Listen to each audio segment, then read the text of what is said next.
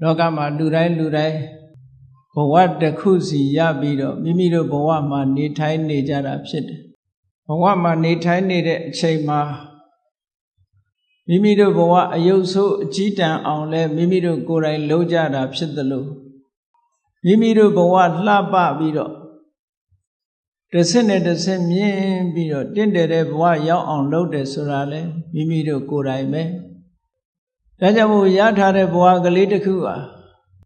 အရာရာဟာကိုယ့်ပေါ်မှာမူတည်နေတယ်ကိုယ့်ပေါ်မှာမူတည်နေသည်ဖြစ်ဖြစ်မိမိတို့ဘဝကိုအလှဆင်ဖို့တာဝန်အရှိဆုံးဟာဘယ်သူလဲလို့မေးမယ်ဆိုရင်မိမိကိုယ်တိုင်သာလျှင်ဖြစ်ပါတယ်ကိုယ်စီဘဝလေးတွေမှာချိုးပန်းအထောက်ကြဖို့လိုတယ်ပေါ့လောကဆိုတာအခက်ခဲဆိုတာရှိတာကြီးပဲထိုအခက်ခဲမျိုးကိုကျော်လွှားပြီးတော့သွားနိုင်တဲ့အခါကျမှတာယာဖြောင်ဖြူးတဲ့အနေအထားဆိုတာရောက်နိုင်မြတ်စွာဘုရားကိုယ်တော်တိုင်ပဲဘုရားဖြစ်ဖို့အတွက်အားလုံးဗုဒ္ဓဘာသာဝင်သူတော်စင်တွေသိကြတဲ့အတိုင်း6 နှစ်ပတ်လုံးအလွန်ပင်ပန်းခဲရင်တဲ့အကျင့်တွေကိုကျင့်ပြီးတော့မှဘုရားဖြစ်ဖို့လမ်းစာကိုရှာလို့တွေ့တာလွယ်လွယ်ကူကူနဲ့နေပြီးတော့ထိုလမ်းစာကိုအလွယ်တကူနဲ့တွေ့ပြီးအလွယ်တကူဘုရားဖြစ်သွားတာမဟုတ်ဘူးတဲ့အဲ့ဒါကိုနမူနာယူပြီးတော့ကြည့်မယ်ဆိုရင်ကိုယ်ဘဝတိုးတက်ဖို့ရအတွက်ဘယ်သူ့ပေါ်မှာမူတည်တုံးလို့မေးရင်ကိုယ်ပေါ်မှာပဲမူတည်ပါတယ်ရာခိုင်နှုန်းပြည့်ကကိုယ်ပေါ်မှာမူတည်တယ်ဒါကြောင့်မို့လို့စာပေကျမ်းဂန်တွေမှာဆိုလို့ရှိတယ်ဥပရိတမတ္တမေဝဟိပရာယတ္တာဥပဒေသဆိုတာနီးညွန်ပြဆရာသမားကနီးညွန်ပြတယ်မိတ်ကောင်းဆွေကောင်းတွေကနီးညွန်ပြတယ်မိဘဆွေမျိုးသားချင်းတွေကလမ်းညွန်ပြတယ်နီးညွန်ပြတယ်အဲ့ဒီနီးလန်းညွန်ပြမှုသည်သာလျှင်သူတစ်ပါးနဲ့သူတစ်ပါးကိုမှီခိုရတာပါဆိုလိုတာကလုံနီးကင်နီးသိဖို့ရအတွက်တော့သူများစီကသင်ရမယ်သူများစီကရအောင်ယူရမယ်လို့ဒါပြောတာเนาะဒါကြောင့်မို့လို့လူဘဝရလာတယ်ဆိုလို့ရှိရင်ငယ်စဉ်တောင်ကြီးကလေးဘဝကနေပြီးတော့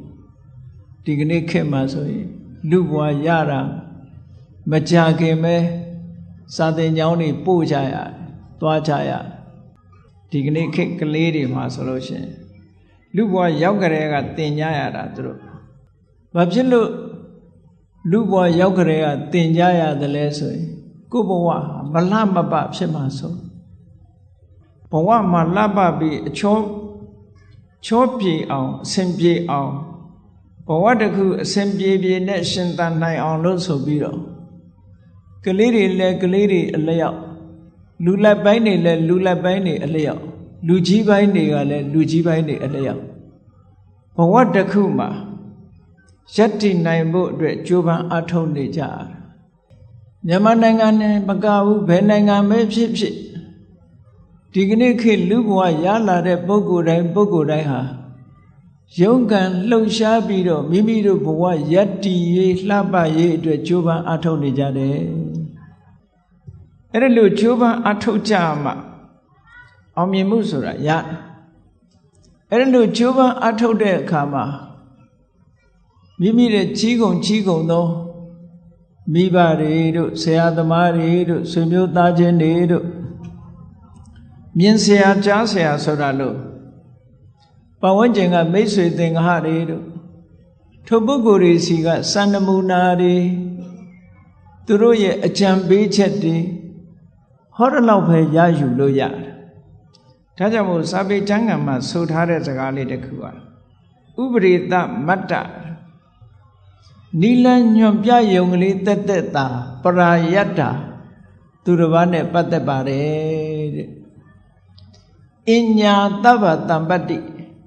တခြားအောင်မြင်မှုမှန်သမျှဟာအတ္တဒိနမေဝကိုနဲ့သာသက်ဆိုင်တယ်ဟောခုပါကိုလောက်ရမယ်လို့ပြောတာเนาะဒီစကားဟာဘလောက်လက်တွေ့ကြသလဲဆိုတာအလုံးအသိဘယ်ရာပဲဖြစ်ဖြစ်မိဘကပတ်စံတတ်နိုင်လို့ကလေးတွေ ကျောင်းကောင်းနေဘလောက်ပဲပို့ဘလောက်ပဲထားသာသမီကိုယ်တိုင်ကမကြိုးစားဘူးဆိုလို့ရှိရင်အောင်မြင်မှုမရဘူးဆိုတာထင်ရှားလူကြီးပဲဖြစ်ဖြစ်လူငယ်ပဲဖြစ်ဖြစ်အခြေအနေတွေကဘလောက်ပေးကောင်းတဲ့အခွင့်အလမ်းတွေဘလောက်ရှိကိုယ်တိုင်ကကြိုးပမ်းအားမထုတ်ဘူးဆိုလို့ရှိရင်အောင်မြင်မှုဟာအနည်းငယ်သာရှိနိုင်တယ်နောက်ဆုံးလုံးဝမအောင်မဲနဲ့ဘဝတစ်ခုလုံးကြာရှုံးသွားကြတာလည်းရှိတယ်ဘာဖြစ်လို့လူဘဝဆိုတာကမ္မဖလူပစီဝီတဲ့ကမ္မဖလဆိုတာကိုလုပ်တဲ့အလုပ်ပေါ်မှာကမ္မဖလူပစီဝီနတ်တွေဆိုတာကံတရားပေါ်မှာအမိပြုပြီးတော့သက်မွေးရလူဘဝဆိုတာကြတော့ကံတရားတစ်ခုတည်းကိုအမိပြုရတာမဟုတ်ဘူးတဲ့ဥဋ္ဌာဏဖလူပစီဝီတဲ့တက်ကြွနဲ့အမြဲတမ်းလုပ်နေဖို့လိုအပ်တယ်လို့ဆိုလူဘဝဟာကြိုးစားမှုလုံလဝိရိယကိုအခြေပြုပြီးတော့ယတ္တိရမှာဖြစ်တယ်ကံတရားပေါ်မှာတို့တွေကံအတိုင်းပဲလို့ဆိုပြီးတော့ကံကိုယုံပြီးတော့ကိုယ်ဘဝလုံးကိုအနှံထားရမှာလည်းမဟုတ်ဘူးနောက်တစ်ခုကဖန်ဆင်းရှင်ဆိုတာကိုယုံကြည်ပြီးတော့ဖန်ဆင်းရှင်ရဲ့ဆန္ဒအတိုင်းဖြစ်ရမယ်လို့ဆိုပြီးတော့ဖန်ဆင်းရှင်ကိုယုံကြည်ပြီးတော့လည်းအနှံထားရမှာမဟုတ်ဘူးယောက်ျားတကွန်လူရည်ချွန်ကဆိုတဲ့စကားလိုပဲလူရည်ချွန်ယောက်ျားဟာကောင်းကင်မှာရှိတဲ့ကြယ်တောင်မှအလိုရှိရင်ဆွတ်ယူနိုင်တယ်လို့ဆိုတာအာဘိစကားပြောထားတဲ့စကားတွေ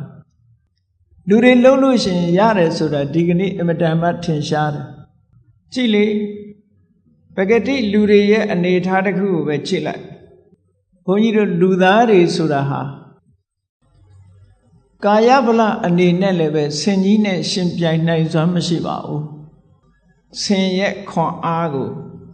လူသားတွေကမမိဘူးတရိษံဖြစ်တဲ့ဆင်တဲ့ခွန်အားဗလအရာမှာနှိမ့်ချနေတယ်လို့ဒီလိုပြောတာဒါတွေလားလို့ဆိုလို့ရှိရင်လျင်မြန်တဲ့အဟုန်နဲ့ပြောမဲ့ဆိုလို့ရှိရင်သမင်ကလေးတွေယုံကလေးတွေရဲ့လျင်မြန်မှုနှုံးကိုလူတွေကမှီအောင်မလိုက်နိုင်ပါဘူးသမင်ကလေးတွေယုံကလေးတွေနဲ့တိရစ္ဆာန်တွေနဲ့ရှင်ပြိုင်ပြီးတော့ပြေးမယ်ဆိုရင်လူပဲရှုံးမှာပါလူရဲ့စွမ်းအားဟာလည်းအဲ့ဒီဘက်မှာအာကုလောက်တာမဟုတ်ဘူးသိပြီးတော့ကဲရေထဲမှာငါးနဲ့ပြိုင်ပြီးတော့ရေကူးမယ်ဆိုရင်လည်းလူပဲရှုံးเสียရှိတယ်ကောင်းကင်မှာလည်းငှက်နဲ့ပြန်လို့ငှက်နဲ့ပြိုင်ပြီးတော့ပြန်နိုင်စွမ်းမရှိဘူးတိရစ္ဆာန်တွေရဲ့အခြေအနေနဲ့လူရဲ့အခြေအနေရှင်ပြိုင်ပြီးတော့ကြည့်လိုက်မယ်ဆိုရင်တိရစ္ဆာန်တွေကသားနေတဲ့အချက်တွေမြောက်များစွာရှိတယ်ခွန်အားဗလအရာမှာဆင်ကြီးကသားတယ်လျင်မြန်မှုနှုံးထားမှာဆိုလို့ရှိရင်သမင်နေအပြည့်တန်တဲ့တတ္တဝါတွေကကိုယ်တဲ့သားတယ်ကောင်းကင်ပြန်တဲ့နေရာမှာလည်းပဲငှက်တွေကကိုယ်တဲ့သားတယ်ရေထဲမှာရေကူးတဲ့နေရာမှာဆိုလို့ရှိရင်ငါးတွေကကိုယ်တဲ့သားဒါဖြင့်လူတွေကအသာရတာဘယ်နေရာတုံးလို့ဆိုတော့အုံနောက်လို့တင်စားပြောရတဲ့အသိဉာဏ်ပဲအဲ့ဒါကြတော့ဘယ်တိရစ္ဆာန်ကမှလူကိုမိအောင်မလိုက်နိုင်ဒါကြောင့်မို့အုံနောက်ရဲ့စွမ်းရည်ဆိုအုံနောက်ဆိုတာဘာပြောတာတုံးဆိုပညာကိုပြောလူတွေရဲ့တဏ္ဍာမှာရှိတဲ့အုံနောက်ပညာကိုအဓိကထားပြီးတော့ပြောရပေမဲ့လို့တခြားစွမ်းရည်တွေဘာတွေရှိသေးတုံးဆိုရင်လူတွေမှာ wish လို့ဆိုတဲ့ဆန္ဒဒါလည်းစွမ်းရည်အမတန်ထက်တယ်နောက်တစ်ခုက effort လို့ခေါ်တဲ့ဝီရိယကလည်းတိရစ္ဆာန်တွေနဲ့ဆိုင်လူရဲ့ဝီရိယကအမတန်မှကြီးမားတယ်နောက်တစ်ခုစိတ်စွမ်းရည်ကလည်းလူတွေကထက်မြက်တယ်တတိကောင်းတဲ့နေရာမှာလူကိုမရှင်ပြိုင်နိုင်ဘူးပေါ့နောက်တစ်ခုအထက်မြက်ဆုံးကဘာလို့ဆိုဝိမန္တာလို့ခေါ်တဲ့စူးစမ်းဆင်ခြင်တတ်တဲ့အသိဉာဏ်ပဲဒီကနေ့အုံနောက်လို့တင်စားပြီးတော့ပြောနေတဲ့ဒီအသိဉာဏ်ဘယ်တိရစ္ဆာန်မှမိအောင်မလိုက်နိုင်ဒါလူသားတွေရဲ့တာလွန်တဲ့အချက်ကိုယ်မှရှိတဲ့တာလွန်တဲ့အချက်တွေကိုသိထားသိမထားလို့ရှိရင်ကိုကအရာရာသိငဲနေတယ်လို့ထင်တယ်မဟုတ်ဘူး လူတွေမှာစွမ်းရည်တတ္တိတွေအများကြီးရှိတယ်ထိုစွမ်းရည်တတ္တိတွေကိုအသုံးပြုစွမ်းရည်တတ္တိတွေတိုးတက်လာအောင်လုပ်ဖို့ခုတောင်ရှိတယ်ဒါကြောင့်မို့ဗမာစကားတွေထဲမှာလည်းရှိတယ်လေကြိုးစားကဖျားဖြစ်တယ်ဆိုတာဝီရိယကိုအားပေးတဲ့စကားတစ်ခုဘယ်အရာပဲဖြစ်ဖြစ်ဘလောက်ခက်ခဲတဲ့အရာဖြစ်ဖြစ်ကြိုးပမ်းအထောက်မှုဝီရိယဆိုတာလိုအပ်တယ်ဒါမို့လူတွေရဲ့တဏ္ဍာမှာရှိတဲ့စွမ်းရည်တတ္တိတွေစန္ဒတို့ဝီရိယတို့စိတ်ဓာတ်တို့ဝိမာန်တို့ဆိုတဲ့ဒီစွမ်းရည်တတ္တိတွေကအမတန်မှမြင့်မားသည့်အတွက်ကြောင့်ကိုယ့်ရဲ့အင်အားကြီးတဲ့ဆင်ကောင်ကြီးကိုလည်းထိန်းချုပ်နိုင်တယ်လူတွေကအကြည့်စွမ်းရည်တတ္တိဟာလူတွေရဲ့စွမ်းရည်တတ္တိနဲ့အသိဉာဏ်နဲ့ထိန်းချုပ်တာရေထဲမှာလျင်မြန်စွာကူးခတ်နေတဲ့ငါးတွေကိုလည်းလူတွေကဖမ်းယူထိန်းချုပ်နိုင်တယ်ကောင်းကင်မှာပြန်နေတဲ့ငှက်တွေကိုလည်းပဲထိန်းချုပ်နိုင်တယ်အပြေးမြန်လှတယ်ဆိုတဲ့တတ္တဝါတွေကိုလည်းပဲထိန်းချုပ်နိုင်တယ်ဆိုဟောဘာနဲ့လူတွေကအနိုင်ရနေတာတုံးလို့ဆိုလို့ရှိရင်ခုပြောခဲ့တဲ့အုံနှောက်လို့ခေါ်တဲ့အတိညာထိုအတိညာနဲ့ရှင်တွဲပြီးတော့ဖြစ်လာတဲ့ဆန္ဒတို့ဝိရိယတို့စိတ်ဓာတ်တို့ဆိုတဲ့ဒီစွမ်းအားတွေရှိလို့ဒါကလောကီကိစ္စကိုပြောတာအေးလောကရဲ့ချီးပွားရေးတွေလူတွေမလုံနိုင်တာဆိုတာမရှိဘူးလုံနိုင်တယ်အကုန်လုံးမဖြစ်သေးတာသာရှိတာမဖြစ်နိုင်တာမရှိဘူးဆိုတာလိုပဲဖြစ်နိုင်တယ်မဖြစ်နိုင်တာဆိုတာမရှိဘူးဒီလိုလူတွေရဲ့တဏ္ဍာမှာစွမ်းရည်တတ္တိတွေရှိလာတဲ့အခါရှိနေတဲ့အချိန်မှာလူတွေရဲ့စိတ်ဓာတ်ထဲမှာပဲအဖြက်ကလေးတွေကလည်းရှိသေးတယ်အဖြက်သဘောကလေးတွေကတခြားမှာအပြင်ဘက်ကအဖြက်အားတွေရှိတယ်လို့ပဲအတွင်းမှာလည်းပဲအဖြက်အားတွေရှိတယ်တဲ့အဲ့ဒီအဖြက်အားတွေကိုတွန်းလှန်နိုင်မှုလိုအပ်တယ်ပေါ့ဘဝကိုအလှဆင်မယ်ဆိုလို့ရှိရင်အပြင်ဘက်ကအခက်အခဲတုံ့ပြန်ဖြည့်ဆည်းတတ်တဲ့အရာတွေကိုကျော်လွှားရမှာဘာနဲ့ကျော်လွှားမလို့ဆိုလို့ရှိရင်အတွင်းကရှိတဲ့ဖြက်အားတွေကိုဖယ်ရှားပြီးတော့တွန်းအားတွေတိုးတက်လာအောင်ကြိုးစားခြင်းဖြင့်ကျော်လွှားအတွင်းပြင်နှမျိုးရှိတယ်လို့ဒီလိုမှတ်ရအပြင်ကဖြက်အားဆိုတာဘာတွေလဲဘဝတစ်ခုရလာတဲ့အခါမှာလောကမှာအစင်ပြေတာ၄ခုနဲ့အစင်မပြေတာ၄ခုလို့အကြမ်းမြင်အားဖြင့်ပြောရအောင်အများလူတွေသိနေတဲ့လောကဓာတ်၈ပါးလောကဓာတ်လို့ဆိုတဲ့စကားလုံးကလောကဓမ္မဆိုတဲ့ပါဠိစကားကိုခေါ်တာလောကဆိုတာလူသားတွေတတ္တဝါတွေထိုတတ္တဝါတွေလောကမှာရှိနေကြတဲ့တတ္တဝါတွေကြုံတွေ့ရမယ့်သဘာဝတရားတွေလို့ဒီလိုဆိုလို့တယ်ဟိုဓာန်ခံရတယ်ဆိုတဲ့အဓိပ္ပာယ်ကဓာန်မျိုးမဟုတ်ဘူးဓာန်ဆိုတာသဘာဝကိုပြောတာဒီနေရာမှာလောကဓမ္မလောကရဲ့သဘာဝအဲ့ဒီလောကရဲ့သဘာဝကိုကြံ့ကြံ့ခံနိုင်တဲ့စိတ်ဓာတ်လူတွေရဲ့တဏ္ဍာမှာရှိတယ်ပြင်မကအခက်အခဲတွေကိုစိတ်အားနှိမ့်ချနေလို့မကျော်လွှားနိုင်ဘူးဆိုလို့ရှိရင်အဲ့ဒီပုဂ္ဂိုလ်ဟာလောကရန်နဲ့ပဲလဲသွားနိုင်တယ်ပေါ့ကြီးပွားတိုးတက်မှုဘဝကိုအလှဆင်ဖို့မစွမ်းနိုင်လို့ဘဝမှာအယုတ်ဆိုးအကြီးတန်းပြီးတော့လက်မြောက်လို့အရှုံးပေးရတဲ့အနေအထားမျိုးရောက်သွားနိုင်တယ်အဲ့ဒီပြင်မကလာတဲ့အခက်ခဲတွေကိုအတွင်းအားနဲ့ကျော်ဖြတ်ရမယ်အတွင်းအားနဲ့ကျော်ဖြတ်ကောင်းဆိုးလောကဓာတ်ကြံ့ကြံ့ခံလျက်လောကထဲမှာရောက်နေတဲ့ပုဂ္ဂိုလ်တိုင်းဟာအကောင်းနဲ့တွေ့ရသလိုအဆိုးနဲ့လည်းတွေ့ရအကောင်းကြီးတွေ့တဲ့ပုဂ္ဂိုလ်ဆိုတာမရှိသလိုပဲအဆိုးကြီးတွေ့တဲ့ပုဂ္ဂိုလ်ဆိုတာမရှိဘူးအလုံးကြားဘူးကြတဲ့အတိုင်းလောကဓာတ်ဆိုတာ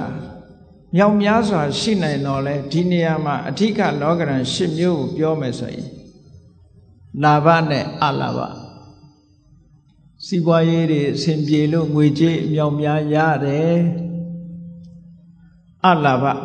စီးပွားရေးအဆင်မပြေဘူးဝင်ငွေတွေမရဘူးဒီကနေ့တစ်ကမ္ဘာလုံးဟာအလာဘဆိုတာနဲ့သွားကြုံတယ်နော်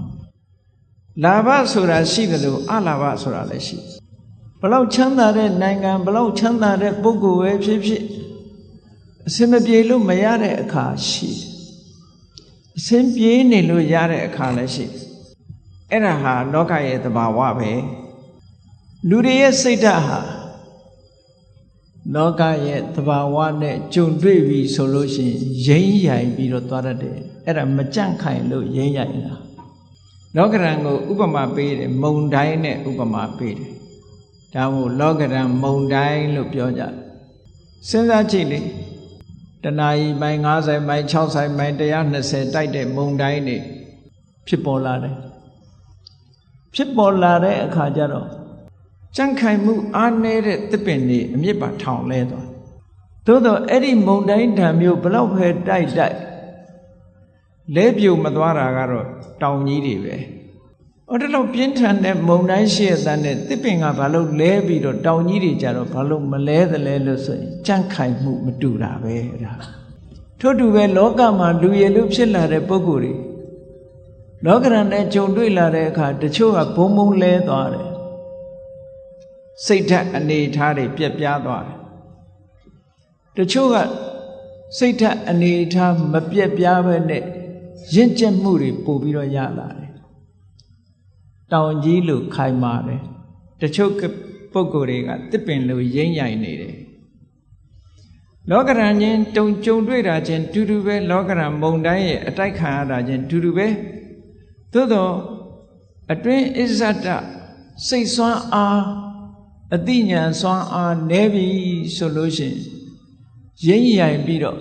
နေရတဲ့သစ်ပင်သို့မဟုတ်အမြစ်ပါကျွတ်ထွက်ပြီးတော့လဲသွားတဲ့သစ်ပင်သို့မဟုတ်အကိုင်းတွေပါတွေကျိုးပဲ့သွားတဲ့သစ်ပင်လိုပဲလောကရန်ကိုမုန်တိုင်းရဲ့ထံကိုခံလိုက်ရတဲ့အခါမှာမလှမပဖြစ်သွားကြရတောင်ကြီးတွေကြတော့တစက္ကမလှုပ်ရှားမှုမပြုတ်ဘဲနဲ့မုန်တိုင်းတွေဘလောက်ပြင်းထန်တောင်ကြီးတွေကကြန့်ခိုင်နေကြတယ်အဲ့တော့ဘုန်းကြီးတို့တွေဟာကိုယ့်ရဲ့စိတ်ဓာတ်တွေကိုတောင်ကြီးလိုခိုင်မာအောင်ကျင့်ဖို့လိုတယ်လေ့ကျင့်ပြီးတော့ယူရမယ်လို့ဒါပြောတာနော်သူ့ဘာသူအလိုလျောက်ဖြစ်လာတာမဟုတ်ဘူးလောကဓာတ်ဆိုတာလေ့ကျင့်တွေ့ကြုံလာပြီဆိုလို့ရှိရင်မုန်တိုင်းတန်ကိုခံနိုင်အောင်စိတ်ဓာတ်ရဲ့ကြန့်ခိုင်မှုဆိုတာလေ့ကျင့်ပေးရတယ်မုန်တိုင်းရဲ့ထံလောကဓာတ်ရဲ့သဘာဝကိုတုံ့လောက်တယ်ဆိုတာဘာပြောတာစီးပွားရေးဖြစ်ထွန်းလို့ငွေကြေးဒနာမြောက်များစွာရပြီဆိုရင်အဆင်ပြေတာလူတွေရဲ့စိတ်ဟာဘာဖြစ်လာဘဝင်မြင့်လာကိုယ့်ကိုဘဝင်မြင့်လာပြီးတော့သုံးတယ်ဖြုံးတယ်မော်တယ်ကြွားတယ်အောက်ခြေလွတ်လာတယ်အဲ့ဒါလောကဓာတ်မခံနိုင်တာပဲသို့တော်လူထုအများစုကအောင်မြင်ကြီးပွားနေရင်လောကဓာတ်လို့မထင်ဘူးအောင်မြင်ကြီးပွားနေတဲ့အခါမှာကောင်းစားနေတယ်လို့ပဲထင်တယ်လောကဓာတ်လို့မထင်ဘူးစိတ်ဓာတ်ကြန့်ခိုင်မှုမရှိတဲ့ပုဂ္ဂိုလ်ကအောင်မြင်လာပြီဆိုလို့ရှိရင်လက်မထောင်လာတယ်စိတ်ဓာတ်တွေဒါအတက်ကြွလက်မတွေထောင်လာတယ်မောလာတယ်ကြွားလာတယ်ဒါမျိုးတွေလှုပ်လာအဲ့ဒါလို့လှုပ်လာသည့်အတွက်ကြောင့်စိတ်ဓာတ်ကြန့်ခိုင်မှုအားနည်းသည့်အတွက်ကြောင့်ဘာဖြစ်တုံးဆိုရင်အဲ့ဒီပုဂ္ဂိုလ်မျိုးဟာအောင်မြင်မှုမရတော့ဘူးဆိုတဲ့အလာဘလောကဓာတ်နဲ့ခြုံလိုက်ပြီဆိုရင်စိတ်ဓာတ်တွေတခါတည်းကျ depression တွေဝင်လို့ကိုယ့်ကိုယ်စူးစိုက်လှုပ်သွားကြတာတွေအများကြီးပဲဒီကနေ့ခေတ်မှာနော်မြန်မာနိုင်ငံမှာရှိတဲ့ပုဂ္ဂိုလ်တွေကဘုရားမြတ်စွာဟောကြားတဲ့တရားဓမ္မတွေကိုနာကြားရတယ်ငယ်စဉ်တောင်ကြီးကလေးဘဝကလေးကပစ္စည်းသင်္ခါရလူသင်္ခါရပဲဆိုတဲ့အတွေးကလေးတွေဓမ္မအမြင်ကလေးတွေနဲ့လောကဓာတ်ကိုကြံ့ကြံ့ခံထားနိုင်သေးတယ်ဆိုးဆိုးဝါးဝါးကြီးထိအောင်ဖြစ်မသွားဘူးတချို့နိုင်ငံတွေမှာဆိုလို့ရှိရင်ဆိုးဆိုးဝါးဝါးကြီးဖြစ်သွားတချို့ပုဂ္ဂိုလ်တွေကဘဝကိုအဆုံးစီရင်ပြီးတော့မလှမပဖြစ်သွားကြလောကဓာတ်မခံနိုင်ဘူးဆိုလို့ရှိရင်ကြီးပွားလို့ရှိရင်လည်းပျက်စီးတာပဲဆုပ်ယုပ်လို့ရှိရင်လည်းပျက်စီးတာပဲဘဝမလှမပဖြစ်ဘာကြောင့်လို့ဆိုစိတ်ဓာတ်ကြန့်ခိုင်မှုအားနည်းလို့ပဲအဲ့ဒီနေရာမှာစိတ်ဓာတ်ကြန့်ခိုင်အောင်မြတ်စွာဘုရားကဘယ်လိုဩဝါဒပေးထားလဲဆုံးမထားလဲ ဗုဒ္ဓဘာသာဝင်သူတော်စင်တွေဆိုတာမြတ်စွာဘုရားရဲ့အဆုံးအမကိုလိုက်နာပါမယ်လို့အာမခံထားတဲ့ပုဂ္ဂိုလ်တွေပဲဗုဒ္ဓံတရဏံကိစ္ဆာမိလို့ဆိုထားတာကိုကဘုရားကိုကိုးကွယ်ရတယ်လို့အတိမပြုပါတယ်ဘုရားကိုကိုးကွယ်တယ်လို့ဆိုတာဘာအတွက်ကိုးကွယ်တာတုံးလို့သေချာကြည့်မယ်စီးပွားတိုးတက်ဖို့ကိုးကွယ်တာမဟုတ်ဘူးဘုရားကိုးကွယ်တာများသောအားဖြင့်တချို့ကစီးပွားတိုးတက်ခြင်းလို့ကိုးကွယ်တာအဲ့ဒီလိုစီးပွားတိုးတက်ခြင်းလို့ကိုးကွယ်တာဟာသိပ်ပြီးတော့အစစ်မမြင်မိယိုးဖလားကိုးကွယ်တာမျိုးလည်းမဟုတ်စေရဘူးစီးပွားတိုးတက်ခြင်းလို့ကိုးကွယ်တာမျိုးလည်းမဟုတ်စေရဘူးအနှစ်သာရအားဖြင့်ကိုးကွယ်ရမယ်ဆိုလို့ရှိရင်လောကရဲ့သဘာဝအမှန်တရားကိုသိဖို့အတွက်ကိုးကွယ်တာဘဝခရီးကိုရှောက်လန်းတဲ့အခါမြတ်စွာဘုရားတရားအတိုင်းဘုရားဟောပြောဆုံးမတဲ့လမ်းအတိုင်းရှောက်ပါမယ်မြတ်စွာဘုရားကိုလမ်းညွှန်ချက်အတိုင်းယုံကြည်တယ်မြတ်နိုးတယ်ဆိုတဲ့စိတ်ဓာတ်နဲ့ကိုးကွယ်တယ်အဲ့ဒါလို့ကိုးကွယ်မှဘုရားကိုကိုးကွယ်တယ်ဆိုတဲ့အဓိပ္ပာယ်ကပို့ပြီးတော့ထိရောက်တယ်မြတ်စွာဘုရားကဟောတယ်လို့လာဘတို့အလာဘတို့လို့ဆိုတဲ့ပစ္စည်းဥစ္စာရမည်မှုအောင်မြင်မှုရရှိမှုအောင်မြင်မှုမရရှိမှုဆိုတဲ့အကောင်းအဆိုးလောကဓာတ်နှမျိုးနဲ့ကြုံတွေ့တဲ့အခါမှာမြတ်စွာဘုရားကဘာအမိန့်ရှိတော့ဘာဆုံးမဩဝါဒပေးတုံးလို့ဆိုလို့ရှိရင်လာဘနဲ့တွေ့ရင်လည်းပဲမောက်မှတက်ကြွခြင်းမဖြစ်စေနဲ့တဲ့အလာဘဆိုတဲ့အဆိုးလောကဓာတ်နဲ့တွေ့တဲ့အခါမှာလည်းပဲစိတ်ထက်မကြနဲ့စိတ်ဓာတ်တွေတုံလုံးမှုမဖြစ်နဲ့ဒီလိုမဖြစ်အောင်ဘယ်လိုနှလုံးသွင်းရမလဲလို့ဆိုလို့ရှိရင်အောင်မြင်မှုရတာဆိုတာလဲထာဝရမဟုတ်ဘူးအောင်မြင်မှုမရဘူးဆိုတာလဲထာဝရမဟုတ်ဘူးလောကကြီးမှာဘယ်အရာမှတည်မြဲတာမဟုတ်ဘူးဆိုတဲ့အတွေးလေးကအခြေခံပြီးတဲ့အခါမှာကိုယ်စိတ်ဓာတ်ကိုရင့်ကျက်အောင်ကြိုးစားယူအောင်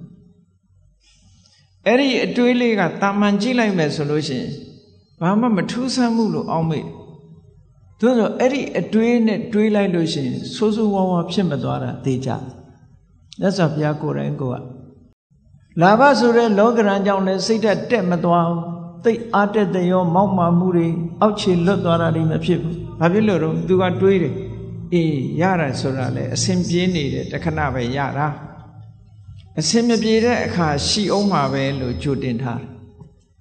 အစဉ်မပြေတဲ့အခါမှာလည်းအစဉ်မပြေတဲ့အခါရှိတယ်အစဉ်ပြေတဲ့အခါလည်းရှိအောင်မှာပဲဆိုရယ်ဟောဒီအတွေးလေးကစိတ်ကိုသက်သာရာရစေတယ်ဟောအဲ့ဒါလို့စိတ်ကိုတည်ငြိမ်အောင်ဒီလိုမှန်ကန်တဲ့အတွေးနဲ့ဒါယောနိသောမနတိကာရလို့ခေါ်တယ် wise attention ပေါ့မှန်ကန်တဲ့အတွေးကလေးနဲ့မထိန်မှုဆိုလို့ရှိရင်စိတ်ဓာတ်တွေဟာတည်ငြိမ်မှုမရတော့ဘူးမရသည့်အတွက်ကြောင့်အကောင်းလောကဓာတ်နဲ့တွေ့ပြီဆိုလို့ရှိရင်စိတ်ဓာတ်တွေတက်ပြီးတော့အောက်ခြေတွေလွတ်တယ်မကောင်းတဲ့လောကဓာတ်နဲ့တွေ့ရင်စိတ်ဓာတ်တွေနှိမ့်ကျပြီး depression ဖြစ်တယ်နောက်ဆုံးမှကိုယ့်ကိုယ်အဆုံးစီရင်တာမျိုးတွေထိအောင်ဖြစ်သွားတယ်စိတ်တွေတအားဆင်းရဲပြီးဖြစ်သွားတတ်တယ်အဲ့ဒါမျိုးမဖြစ်အောင်မှန်ကန်တဲ့အတွေးလေးကိုတွေးပါမှန်ကန်တဲ့အတွေးဆိုတာဘယ်အရာမှတည်မြဲတာမဟုတ်ဘူးဒါလောကမှာလူတိုင်းကြုံတွေ့ရတဲ့သဘာဝပဲဆိုတဲ့အတွေးကိုများများတွေးထားပါထို့တူပဲယတအာယတအချမ်းရံရှိတဲ့အခါရှိတယ်အာယတအချမ်းရံမရှိတဲ့အခါရှိအချမ်းရံရှိလာပြီဆိုလို့ရှိရင်လည်းလူတွေဟာနောက်လိုက်နောက်ပါတွေနဲ့အချမ်းရံတွေအကျော်စောတွေများလာလို့ရှိရင်ဘဝင်မြင့်ပြီးအောက်ခြေလွတ်သွားအချမ်းရံမရှိဘူးတကူဒီဆိုတဲ့အခါကျတော့လုံးလီဖြစ်ပြီးတော့စိတ်ဓာတ်တွေကြပြန်တယ်ဟောတာစိတ်ဓာတ်ရဲ့တည်ငြိမ်မှုမရဘူးကိုစဉ်းကျင်စဉ်းစားထားအချမ်းရံရှိတယ်ဆိုတာလည်းအဓိကမဟုတ်ဘူးမရှိဘူးဆိုတာလည်းအဓိကမဟုတ်ဘူးဘယ်အရာမှမမြဲဘူးကိုယ်စိတ်လေးဖြူစင်ပြီးတည်ငြိမ်မှုကအဓိကကြတယ်လို့ဆိုပြီးတော့စိတ်ဓာတ်လေးကိုဖြူစင်အောင်ကြိုးစားအထောက်မှန်ကန်တဲ့အတွေးနဲ့တွေးပြီးတော့ခုခံကာကွယ်ထားထို့တူပဲနိန္ဒာပတန္တာလောကမှာနေတဲ့ပုဂ္ဂိုလ်တွေဟာ ကဲ့ရဲ့ခံရတဲ့အခါရှိတယ်လို့ချီးမွမ်းခံရတဲ့အခါလည်းရှိတယ်လူတွေကကဲ့ရဲ့ခံရရင်စိတ်ဆိုးတယ်ချီးမွမ်းခံရလို့ရှိရင်တော့ခြေနဲ့တင်ဝမ်းသာရှင်ပြအဲ့ဒါဟာစိတ်ဓာတ်ရဲ့မတည်ငြိမ်မှုပဲလောကရန်မုန်တိုင်းတာမခံနိုင်လို့လှုပ်ရှားရင်းရိုင်ခြင်းလို့ဒီလိုအဓိပ္ပာယ်ရတယ်နော်အဲ့တော့ချီးမွမ်းခံရရင်လေဘာလို့ဟုတ်တယ်သူပြောတဲ့အတိုင်းငါမှတကယ်ချီးမွမ်းတိုက်တာရှိတယ် appreciate ပေါ့အတိမတ်ပြုကဲ့ရဲ့ခံရလို့ရှင်လေအေးဒီကောင်ငါ့ကိုကဲ့ရဲ့ရမလားလို့ဆိုစိတ်မဆိုးအေးငါကဲ့ရဲ့တိုက်တဲ့ဟာရှိတယ်လို့ appreciate သဘောပေါက်နားလဲအဲ့ဒီနည်းနဲ့ခုကမြတ်စွာဘုရားကဗျာမဆာလတုတ်မှာအဆုံးမဩဝါဒပေးထားတာရှိတယ်ယဟန်တွေကိုမှတ်သားစရာကောင်းတဲ့ဟာတခုလူတယောက်ကကိုယ့်ကိုလာပြီးကဲ့ရဲ့ပြီးပြစ်တင်ပြီလို့လာပြောလို့ရှိရင်မြတ်စွာဘုရားကစိတ်မဆိုးအောင်လုပ်ပါစိတ်မဆိုးပါနဲ့အဲ့တော့စိတ်မဆိုးအောင်ကနှလုံးသွင်းတရားမရှိဘဲနဲ့စိတ်မဆိုးအောင်နေဖို့ဆိုတော့တော်ခက်တယ်စိတ်လေးကိုပြင်လိုက်ရုံပဲစိတ်လေးကိုပြင်လိုက်ရုံပဲသူပြောတဲ့တွေကိုအတိမမပြုတ်ဘူးလေအတိမမပြုတ်လက်မခံပဲနေတာမြတ်စွာဘုရားကတစုံတစ်ယောက်ကလာပြီးတော့ဆဲတယ်ဆိုလို့ရှိရင်ပုံနာကြီးတစ်ယောက်ဆဲတော့ကမြတ်စွာဘုရားဥပမာပေးတာရှိတယ်ပုံနာကြီးတစ်ယောက်ကဘုရားကိုဆဲတယ်ဆဲတာမှရိုင်းရိုင်းပြပြဆဲတာမျက်နာကိုကြည့်ပြီးတော့ရိုင်းရိုင်းပြပြဆဲတာမြတ်စွာဘုရားကလက်မခံမှုဒီတိုင်းပဲနေတယ်အသာလေးတုံ့ပြန်မှုမပြုတ်ဘူးဆဲလို့အားရသွားပြီဆိုတဲ့အခါမြတ်စွာဘုရားကသူ့ကိုမေးခွန်းထုတ်တယ်မင်းအိမ်မှာမိတ်ဆွေသင်္ကားတွေလာတဲ့အခါမုံပဲသေးစားတွေနဲ့လက်မခံဘူးအဲ့မခံဘူးလားလို့ဆိုအဲ့ခံတယ်အဲ့ဒီမုံပဲသေးစားတွေကိုအဲ့တဲ့ကစားမသွားရင်ဘသူဟာလဲလို့ဆိုဒါအဲ့ခံတဲ့လူအိမ်ရှင်ရဲ့ဟာပဲပေါ့အဲ့ဒါလိုပဲမင်းကငါ့ကိုဆဲရေးခြင်းဖြင့်အဲ့ခံတယ်ငါလက်မခံဘူးအဲ့တော့ဆဲရေးတာမှန်သမျှမင်းဟာတွေပဲငါလည်းမဆိုင်ဘူးဆဲတဲ့လူကိုပြန်ဆဲလို့ရှိရင်လက်ခံရရောက်တယ်သူဟာကိုအတိမပြုတ်လိုက်ရရောက်တယ်ဆဲတဲ့ပုဂ္ဂိုလ်ပြန်မဆဲပဲနေမှသူကအတိမပြုတ်ရရောက်တယ်ကိုယ်စီမရောက်လာဘူးအတန်ရောက်တာပဲရှိတယ်ကိုယ်စိတ်ကိုလှုပ်ရှားအောင်မလုပ်နဲ့မုံတိုင်းကြီးဘလောက်ပြင်းပြင်းတောင်ကြီးသည်မလှုပ်တယ်လို့ပဲတစ်ပိုင်လိုရိမ့်ထိုးပြီးတော့မသွားဘူးကြန့်ခိုင်တဲ့စိတ်ဓာတ်အဲ့ဒီဗြဟ္မဇာလတုတ်မှာမြတ်စွာဘုရားကဘယ်လိုဟောထားတော့အေးကိုယ်ကိုလာကဲ့ရဲ့လို့ရှင်စိတ်မဆိုးနဲ့ဘာဖြစ်လို့စိတ်မဆိုးနဲ့ပြောရင်စိတ်ဆိုးနေရင်တိုးတက်မှုအန္တရာယ်ဟာမင်းမှာပဲဖြစ်မယ်တိုးတက်မှုအတွက်အနှောက်အယှက်ဖြစ်သွားလိမ့်မယ်ဒါတည်းမကဘူးစိတ်ဆိုးတဲ့ပုဂ္ဂိုလ်တယောက်ဟာအတိညာမှာတုံးသွားတစ်ဖက်သားပြောတဲ့စကားအကောင်းဆုံးအကြောင်းကျိုးဆိုတာ तू မစင်စားနိုင်တော့စိတ်ဆိုးတာနော်စိတ်ဆိုးလိုက်တာနဲ့တပြိုင်တည်း तू ကအကောင်းဆုံးအကြောင်းကျိုးနားမလဲဒီကလေးကကိုယ်ကနစ်နာနေပြီအဆဲလဲခံရသေးတယ်အကဲ့ရဲ့လဲခံရသေးတယ်ကိုယ့်ရည်ရင်တဲ့နှလုံးထဲမှာလှုပ်ရှားပြီးတော့အကောင်းဆုံးအကြောင်းကျိုးသိတတ်တဲ့အသိပညာလဲကိုယ်မှမဖြစ်ဘူးဆိုကိုယ့်ရဲ့ဆုံးရှုံးမှုတွေဒီမှာပဲရှိနေပြီအဲ့ဒါကြောင့်မြတ်စွာဘုရားကတုံမှန်ယေဝတ္တတေနအန္တရာယောကဲ့ရဲ့လို့ဆင်းပြန်ပြီးတော့စိတ်ဆိုးနေမယ်ဆိုလို့ရှိရင်ကိုယ့်အတွက်ပဲတိုးတက်မှုရဲ့အန္တရာယ်ဖြစ်မယ်တိုးတက်မှုရဲ့အန္တရာယ်ဖြစ်ယုံနေမကဘူးသူပြောတဲ့စကားရဲ့ကောင်းလားအဆိုးလားဆိုတာမခွဲခြားနိုင်တော့ဘူးဒေါသဖြစ်နေသည့်အတွက်ကြောင့်ဒေါသစိတ်မှုန်းနေသည့်အတွက်ကြောင့်အကောင်းဆုံးခွဲခြားနိုင်ဘူးတဲ့အဲ့ဒီကလေးကမှားမှားယွင်းယွင်းလှုပ်တော့မယ်ဆိုတဲ့အဓိပ္ပာယ်ရနေနော်အဲ့တော့မြတ်စွာဘုရားကဒါဖြင့်ငုံခံနေရမှာလားကဲ့ရဲ့လာလို့ရှိရင်ကဲ့ရဲ့လာတဲ့စကားကိုငုံခံရမလားလို့ဆိုမဟုတ်ဘူးတဲ့မြတ်စွာဘုရားတုံ့ပြန်မှုတော့ပေးရမယ် respond လုပ်ရငုံခံနေဖို့မပြောကဲ့ရဲ့လာမယ်ဆွဆွဲလာမယ်ဆိုလို့ရှိရင်မဟုတ်ဘူးဆိုတာကိုပြန်ပြောရပြန်လိခြေပပြောဆိုရသို့တော့ရှင်တဲ့ကဒေါသနဲ့ပြန်မလုံးနဲ့ဒေါသနဲ့ပြန်လို့ရင်သူ့ဟာကိုအတိမပြုတ်ရောက်သွားတယ်ပြန်ပြီးတော့တုံ့ပြန်ဖြေရှင်းပါတဲ့ဒါမမှန်ဘူးဒါမဟုတ်ဘူးဆိုတာကိုအကျိုးအကြောင်းနဲ့ပြန်တုံ့ပြန် သို့တော့တစုံတစ်ယောက်ကဆဲလာပြီဆိုလို့ရှိရင်ကတော့သိခံလိုက်ပါတယ်အဲ့ဒါကြတော့တုံ့ပြန်เสียမလို့ဘူးအဲ့တော့ခန္တီဆိုတဲ့သဘာဝတရားကိုလည်းကြည့်လူအများစုကလက်ခံထားတဲ့ခန္တီဆိုတာကငုံခံနေတယ်သို့တော့စိတ်ထဲကမကျေနပ်ဘူးဆိုရင်ခန္တီမဟုတ်ဘူးအဲ့ဒါခန္တီဆိုတဲ့သဘောတရားဟာထိုပုဂ္ဂိုလ်တယောက်ယောက်ကဆဲလာတာကိုလုံးဝအတိမတ်မပြုတ်ဘဲနဲ့ကိုယ့်ရဲ့စိတ်ထဲကမူလစိတ်အခြေအနေပြက်ပြားမသွားအောင်ထိန်းနိုင်မှခန္တီခန္တီဆိုတဲ့စကားလုံးကို grammar ရှုထောင့်ကပြောမယ်ဆိုရင်ခမှုတဟနေဆိုတဲ့ပုဂ္ဂလာခမှုဆိုတာစွန့်ရည်တတ္တိပဲဘယ်လိုစွန့်ရည်တတ္တိတုံးလို့ဆိုလို့ရှိရင်ကိုယ်စိတ်ဓာတ်ကလေးပင်ကိုယ်စိတ်ဓာတ်ကလေးပြတ်မသွားအောင်ထိန်းနိုင်တဲ့စွန့်ရည်တတ္တိပဲကြည့်လေတန်ငယ်ချင်းနှစ်ယောက်စကားပြောနေတယ်ရေရေမောမောနေကြတယ်ဒီပြင်လူတစ်ယောက်ကလာပြီးတော့သူတို့ဆဲလိုက်တယ်ဆိုရင်ဟာနှစ်ယောက်စလုံးထပြီးရှူရှူထိုင်ထိုင်ဖြစ်သွားရင်ဒါသူတို့ပျော်ရွှင်နေတဲ့စိတ်ကိုသူတို့မထိန်းနိုင်တာပဲလောကဓာတ်မုံတိုင်းဟိုကလာတိုက်တာကိုသူတို့မထိန်းနိုင်လို့ရိမ့်ရိုင်သွားတဲ့သဘောပဲเนาะအေးသူဘာပြောဘလို့ပဲဆဲအပြုံးမပြတ်ဘူးကိုယ့်ဟာကိုယ်ဆက်စကားပြောနေကြလို့ရှင်ခန္တီပဲအဲ့ဒါတော့အဲ့ဒီခန္တီဆိုတာတကယ်မြတ်သူတို့ရဲ့ကျင့်စဉ်ဖို့ပါရမီ10ပါးထဲမှာတောင်ခန္တီပါရမီဆိုတာထည့်ထားတာเนาะ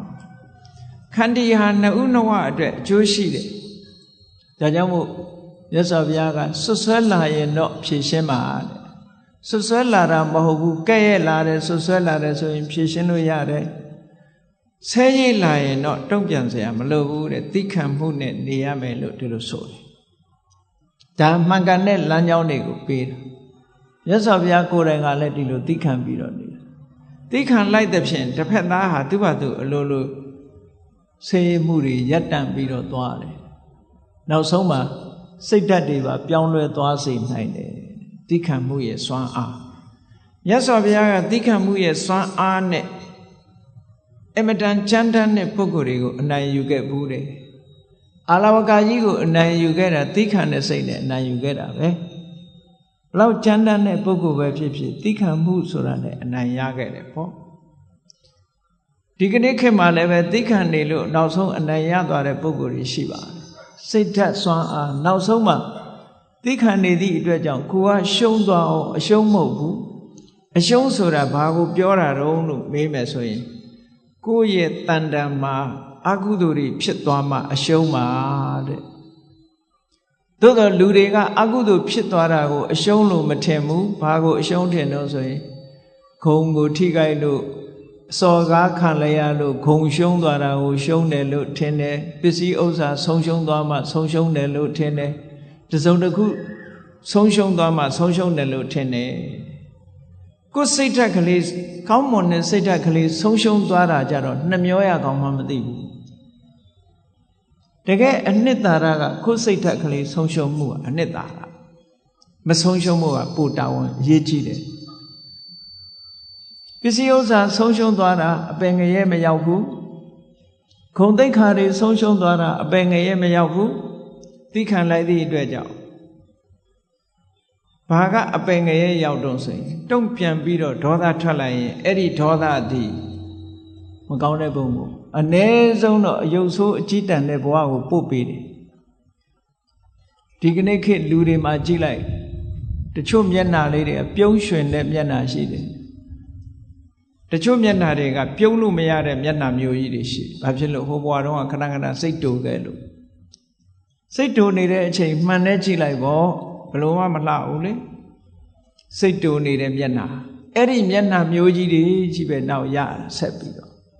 အဲ့ဒါကိုကကိုယ့်အတွက်ဆုံးရှုံးမှုဘဝမှာမလှမပဖြစ်တယ်လို့ဒီလိုပြောတာနော်အေးဒါကြောင့်မလို့ဗြဟ္မဇာလတုတ်တံမှာမြတ်စွာဘုရားကဒီလိုဟောတာထို့တူပဲပတန်တာလို့ခေါ်တဲ့ချီးမွမ်းခံရမှုနဲ့ကျုံလာပြီဆိုလို့ရှိရင်ဘာလို့ချီးမွမ်းခံရမှုနဲ့ကျုံလာပြီဆိုလို့ရှိရင်လေဝမ်းမသာနဲ့ဘဝင်မမြင့်လိုက်နဲ့လို့ပြောရသောအပြင်လူတွေကဝမ်းသာပြီဆိုရင်လောကရန်လို့မထင်ကြဘူးအဲ့ဒါလဲလောကရန်ကိုမခံနိုင်လို့စိတ်ရဲ့လှုပ်ရှားမှုလို့ခေါ်တယ် ချီးမွမ်းခံရလို့ရှိရင်တဲ့ဝမ်းသာနေမယ်ဆိုရင်ဘာဆုံးရှုံးနိုင်တော့ဆိုလို့ရှိရင်အဲ့ဒီဝမ်းသာမှုကြောင့်ဒါလေးတင်ကျေနပ်နေပြီးတော့ကိုယ့်ရဲ့တိုးတက်မှုအတွက်အန္တရာယ်ဖြစ်တယ်ဟောဘဝင်မြင့်သွားရင်ဒီတဲ့ပိုဆိုးတဲ့အန္တရာယ်တွေရောက်နိုင်တယ်ပေါ့ဝမ်းသာလွန်အားကြီးနေတဲ့ပုဂ္ဂိုလ်တယောက်အသိဉာဏ်မှာတုံးသွားနိုင်တယ်ဒါကြောင့်ဝမ်းသာမနေနဲ့ဘာလို့appreciate လုပ်ရမယ်အေး तू ပြောတာမှန်တယ် तू ချီးမွမ်းတဲ့အတိုင်းဟုတ်တယ်ဒီလိုပဲ appreciate လုပ်ပါဒါလောကရန်တွေနဲ့ပတ်သက်ပြီးတော့မြတ်စွာဘုရားကဟောတဲ့ဒေသနာတွေလက်တွေ့ကျင့်သုံးရမယ်ဟာဘုရားတရားတော်ကဆေးဝါးလိုပဲယောဂပျောက်ခြင်းဆေးဝါးတောက်ရသလိုပဲတရားဓမ္မကိုအတိုင်းဒီဘဝမှာလှပခြင်းလို့ရှိရင်တော့ဘုရားရဲ့ဆုံးမဩဝါဒအတိုင်းတကယ်လက်တွေ့ကျင့်သုံးဖို့ကျင့်လို့မရတဲ့တရားဆိုတာမရှိဘူးလက်တွေ့ကျင့်သုံးပြီးကိုယ်စိတ်လေးကိုခိုင်မာအောင်ကြိုးစားအားထုတ်ဖို့ဒါကိုပြောဒုက္ခဒုက္ခလေလူလောကမှာအစဉ်ပြေတဲ့အခါမှာချမ်းသာလို့အစဉ်မပြေတဲ့အခါမှာဆင်းရဲဒုက္ခအကြက်တဲတွေတွေ့အဲ့ဒါလို့တွေ့လာတဲ့အခါမှာလည်းပဲဆင်းရဲဒုက္ခတွေကြုံတဲ့အခါမှာ depression မဖြစ်ဖို့စိတ်ဓာတ်မကျဖို့စိတ်သက်သာရတဲ့နိလန်းတွေနဲ့တွေးရမယ်မြတ်စွာဘုရားပေးထားတဲ့ general point ကတော့ဘာတုံးဆိုလို့ရှိရင်ဘယ်အရာမှမမြဲဘူးတဲ့တခဏပဲဆိုတဲ့အတွေးလေးနဲ့သိခံပါဆင်းရဲတဲ့အတိုင်းတာတစ်ခုကိုအဲ့ဒါနဲ့ခုခံကာကွယ်ထားသည့်အတွက်ကြောင့်ကိုယ်စိတ်ဓာတ်မှာ depression ဖြစ်တယ်ဆိုတာမရှိဘူးစိတ်ဓာတ်တွေနှိမ့်ကျသွားတာမျိုးမရှိဘူးတဲ့ခုခံနိုင်တယ်အေးချမ်းသာဒုက္ခနဲ့တွေ့လာလို့ရှိရင်လေလူတွေကဘဝင်မြင့်ပြီးအောက်ခြေလွတ်တတ်တယ်အဲ့ဒါလို့မဖြစ်ရအောင်လည်းပဲခုနကအေးချမ်းသာတယ်ဆိုတာလဲထာဝရမဟုတ်ဘူးတခဏမျှတာဖြစ်တယ်လို့မှန်ကန်တဲ့အတွေးလေးတွေနဲ့တွေးပြီးတဲ့အခါမှာကိုယ့်ရဲ့စိတ်ဓာတ်ရိမ့်ရိုင်မှုမရှိအောင်ကြန့်ခိုင်အောင်ကြိုးစားရမယ်ဒါကိုပြောတာကောင်းဆိုးလောကရန်ကြန့်ကြန့်ခံဘဝကိုလှလှပပထိဆောက်ခြင်းဟောဒီလောကရန်ခန္ဓာရည်ရှိဖို့ကြိုးစားရမယ်ဒါနံပါတ်1နော်လောကရန်ခံနိုင်အောင်ကြိုးစားဘယ်ပုဂ္ဂိုလ်ပဲဖြစ်ဖြစ်လောကရန်ဆိုတာရှိတာကြည့်ပဲဆင်းရဲတဲ့ပုဂ္ဂိုလ်မှလည်းရှိတယ်ချမ်းသာတဲ့ပုဂ္ဂိုလ်မှလည်းရှိတယ်ဘယ်နိုင်ငံသားပဲဖြစ်ဖြစ်ဘာလူမျိုးပဲဖြစ်ဖြစ်ဘာဘာသာကိုယ်ွယ်ဒါတွေကတညီတယ်ပဲဘာဖြစ်လို့လောကဓမ္မလောကရဲ့သဘာဝလို့ပြောတာနော်ကဲရတဲ့ချီးမွမ်းတယ်ဆိုတာချီးမွမ်းတဲ့လူကချီးမွမ်းတယ်ကဲရတဲ့လူကကဲရတယ်အလုံးသိကြလိမ့်မယ်လေတခါတော့ကအမေရိကန်သမ္မတအရင်သမ္မတအီရတ်သွားတဲ့အခါကျတော့သတင်းစာဆရာတယောက်ကဖဏနဲ့ထုတယ်မဟုတ်လားဘာပဲဖြစ်ဖြစ်တခုခုအစော်ကားဆိုတာနိုင်ငံကောင်းဆောင်သမ္မတဖြစ်နေစော်ကားခံရတာမျိုးရှိတာစိတ်ဓာတ်ရေးရမတုံလို့ဖို့ကသိအရေးကြီးတယ်ပေါ့ကိုယ်လည်းကိုယ်အတိုင်းတာနဲ့သူလည်းသူ့အတိုင်းတာလောကမှာနေတဲ့ပုဂ္ဂိုလ်တိုင်းဟာကြည့်စိတ်ဓာတ်ကြန့်ခိုင်ဖို့ကြိုးစားရမယ်အဲ့ဒီစိတ်ဓာတ်ကြန့်ခိုင်တယ်ဆိုတာသူကသူကြန့်ခိုင်လာမှာမဟုတ်ဘူးကိုယ်တိုင်ကြိုးစားဖို့လိုအပ်တယ်ဘာဖြစ်လို့လဲဆိုရင်ခန္ဓာကိုယ်ကြီးကြန့်ခိုင်အောင်ဘာတွေလုပ်ကြလူတွေလမ်းလျှောက်ကြတယ်ကျမကြီးလေ့ကျင့်ကြတယ်ဟုတ်တယ်မဟုတ်လားကျမကြီးလေ့ကျင့်ကြတယ် physical exercise တွေလုပ်ကြတယ်အားကစားသမားတွေဆိုမမောနိုင်မပန်းနိုင်အားကစားလေ့ကျင့်မှုတွေပြုသို့သောလောကလူသားတွေမေ့နေတာလှုပ်ဖို့မေ့နေတာဘာတော့ဆိုရင် mental exercise ပဲစိတ်ကိုကြန့်ခိုင်အောင်ကြိုးစားမှုကြတော့အားပြော့နေကြတယ်အဲ့ဒါလို့အားပြော့နေကြသည့်အတွက်ကြောင့်တလောကလုံးတစ်ကမ္ဘာလုံးမှာရှိကြတဲ့လူသားတွေဟာလောကရန်နဲ့ကြုံလိုက်လို့ရှိရင်ရိမ့်ရိုင်ထွက်သွားတယ်စိတ်ဓာတ်ကြန့်ခိုင်မှုအတွက်ကလည်းပဲ physical exercise လုပ်တယ်လို့ mental exercise လုပ်ဖို့လိုအပ်တယ်ပေါ့အဲ့ဒါတရားကျင့်တယ်ဆိုတာအဲ့ဒါပြောတာနော်တရားကျင့်တယ်ဆိုတာအဲ့ဒါပြောတာ physical exercise လုပ်တယ်ဆိုလို့ရှိရင်လူတွေကလမ်းထွက်ရှောင်ရတယ်ကျန်းမာရေးလေ့ကျင့်ရတယ်အပြေးလေ့ကျင့်တယ်ခန္ဓာကိုယ်ကြန့်ခိုင်အောင်လုပ်တယ်ဒါဖြင့်စိတ်ဓာတ်ကြန့်ခိုင်အောင်ဘာလို့ရတရားထိုင်တယ်တို့စိတ်ဓာတ်လေ့ကျင့်ခံယူတယ်စိတ်တည်ငြိမ်အောင်ကြိုးစားတယ်ကိုယ်အိမ်မှာကိုယ်နေရင်ကနေပြီးတော့မှန်ကန်တဲ့အတွေးကလေးတွေတွေးတယ်ဆိုပါစို့ လောဘစိတ်တွေများနေတယ်တွေ့တာစိတ်တွေများနေတယ်တူနဲ့တူခင်မင်ပြီးတော့သိတွေ့တာမှုတွေများနေလို့ရှင်တွေးလေအေးလူဆိုတာတနေ့ကျတော့ခွဲရအောင်ပါပဲဟောမခွဲခင်တို့ဘာတွေလုပ်မလဲတချို့ကအဲ့ဒါမျိုးကိုစဉ်းစားရမှာမစဉ်းစားချင်ဘူးပေါ့စိတ်ဓာတ်ကြံ့ခိုင်အောင်အဲ့ဒါတွေကလေ့ကျင့်ပေးရဆိုပါစို့နုပြိုးနေတဲ့အရွယ်ရှိတဲ့ပုဂ္ဂိုလ်တွေကစဉ်းစားရမှာပါ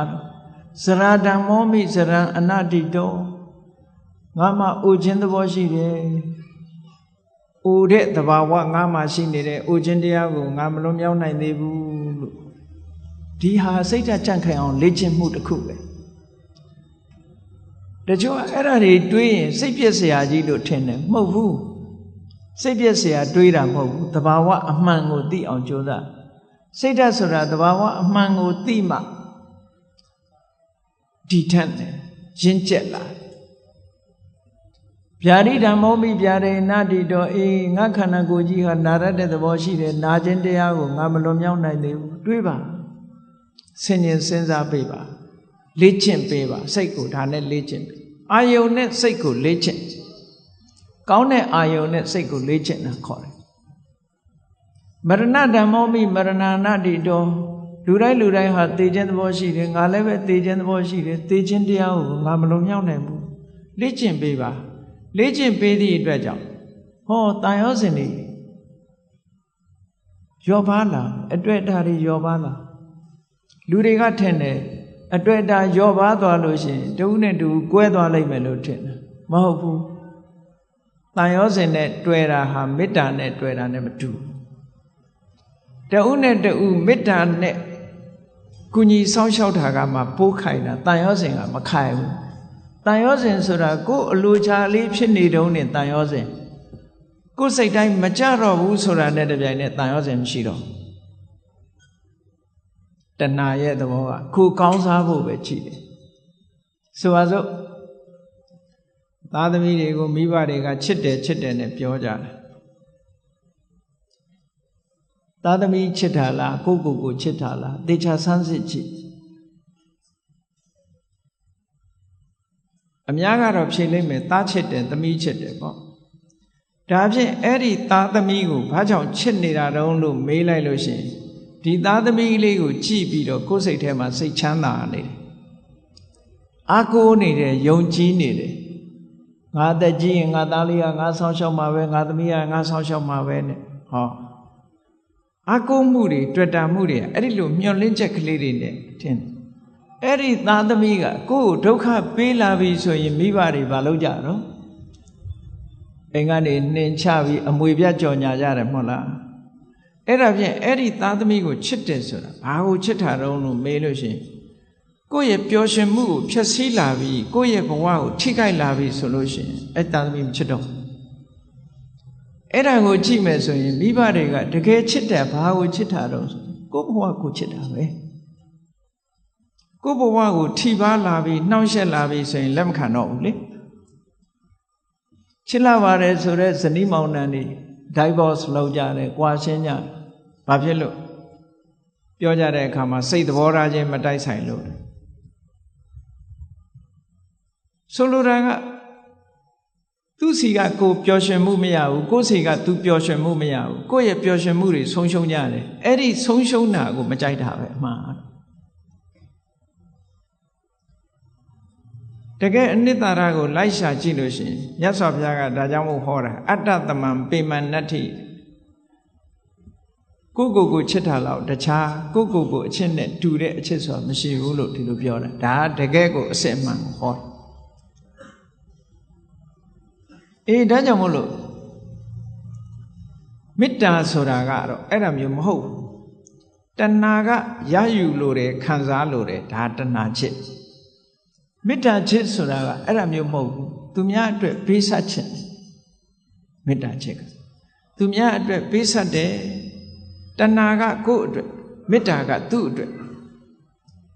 လှုပ်တာကပို့ပြီးတော့ခိုင်မြဲတယ်ဘာဖြစ်လို့တော့ဆိုစဉ်းစားရတယ်သူ့အတွက်စဉ်းစားတာကိုယ့်အတွက်မစဉ်းစားဘူးဟိုတစ်ဖက်ကလည်းမေတ္တာနဲ့ဆိုရင်သူ့အတွက်စဉ်းစားတယ်ကိုယ့်အတွက်မစဉ်းစားဘူး အဲ့ဒီတော့သူ့အတွက်ဆင်ပြေးနေလို့ရှိရင်ဟောမကွဲမကွာဖြစ်တာပေါ့ဟိုလူကလည်းငါအတွက်စဉ်းစားတယ်ဟိုလူကလည်းငါအတွက်စဉ်းစားတယ်နှစ်ဦးကိုယ့်အတွက်ကြီးပဲစဉ်းစားတယ်လိုဘဖြစ်နေတဲ့အချိန်မှာတော့ကိုယ့်အတွက်ဖြစ်နေရင်ခြေနှက်တယ်ကိုယ့်အတွက်မဖြစ်တာနဲ့တပြိုင်တည်းခွဲကြရောအဲ့တော့မေတ္တာချက်နဲ့တဏှာချက်ဟာတခြားနည်းနဲ့ပြောမယ်ဆိုလို့ရှိရင်မေတ္တာချက်ကအေးမြပြီးတော့တဏှာချက်ကပူလောင်နေတဏှာရဲ့နောက်ွယ်မှာဘာတွေလာတော့ဆိုတောကဆိုတာရောက်လာစိုးရိမ်တာတွေပူဆွေးတာတွေဒါတွေဖြစ်လာမေတ္တာရဲ့နောက်ွယ်မှာဒါတွေလုံးဝမရှိဘူးအေးချမ်းတယ်တည်ငြိမ်တယ်ဆိုတာတွေဖြစ်တယ်ဒါကြောင့်မို့မေတ္တာနှလုံးသားနဲ့ချစ်နိုင်အောင်ကြိုးစားအောင်အဲ့ဒါပို့ပြီးတော့ခိုင်မြဲတယ်စိတ်ဓာတ်ကြံ့ခိုင်မှုနဲ့ပတ်သက်ပြီးတော့ဒါကိုမြတ်စွာဘုရားကလောကဓာတ်နဲ့ကျုံလာပြီဆိုလို့ရှိရင်ကြံ့ကြံ့ခံနိုင်အောင်လေ့ကျင့်ရစိတ်ဓာတ်ကိုလေ့ကျင့်ပေးရမယ်လေ့ကျင့်တယ်ဆိုတဲ့နေရာမှာဘာနဲ့လေ့ကျင့်သမထကျင့်စဉ်တစ်ခုကိုကျင့်တာလဲဒါလေ့ကျင့်တာပဲဝိပဿနာကျင့်စဉ်တစ်ခုကိုကျင့်တာလဲလေ့ကျင့်တာပဲအဓိကကတော့ wise attention လို့ဆိုတယ်မှန်မှန်ကန်ကန်စဉ်းစားတတ်မှုပါယောနိသောမနတိကာရလို့ခေါ်တယ်မှန်မှန်ကန်ကန်စဉ်းစားတယ်ဆိုတာဘာတော့ဆိုရင်အဆိုးဘက်ကမကြည့်ဘူးကောင်းဘက်ကကြည့်အကုသိုလ်ဖြစ်အောင်မကြည့်ဘူးကုသိုလ်ဖြစ်အောင်ကြည့်တယ်အကောင်းဘက်ကတွေးတယ်အရာရာမှာအကုန်လုံးအကောင်းဘက်ကတွေးရမှာလားလို့ဆိုဒီလိုတော့မဟုတ်ပါဘူးမှန်ကန်တဲ့ဘက်ကအကောင်းဘက်ကစဉ်းစားနိုင်တတ်ရအဆိုးဘက်ကကြည့်လို့ရှိရင်အဆိုးဆိုတာအပြစ်ကိုကြည့်တဲ့အခါမှာအရာရာမှာအမှန်ကိုကြည့်ဖို့လိုအပ်တယ်ပေါ့ဆိုပါစို့လူတယောက်ပေါ်မှာကိုယ်ကဒေါသဖြစ်တယ်ဒေါသဖြစ်တယ်ဆိုတာ तू ဘာအတွေးနဲ့ तू ဒေါသဖြစ်တယ်လဲလို့ဆိုရင်ဒီကောင်ကငါ့ကိုစော်ကားတယ်တက်စော်ကားတာပဲဆိုတဲ့အဲ့ဒီအတွေးတွေနဲ့တွေးလိုက်မယ်ဆိုလို့ရှိရင်ဒေါသဖြစ်လာမှာအဲ့ဒီအတွေးမဟုတ်ဘဲနဲ့ပြောင်းပြီးတော့တွေးလိုက်တယ်သူဆဲတာ तू ဆိုးတာငါကပ်ပါတာမဟုတ်ဘူးငါနဲ့မဆိုင်ဘူး तू ဆိုး तू ခံလိုက်မယ်ငါမပတ်သက်ဘူးလို့ဆိုရင်သူ့ပုံမှာဒေါသမထွက်ပြန်ဘူး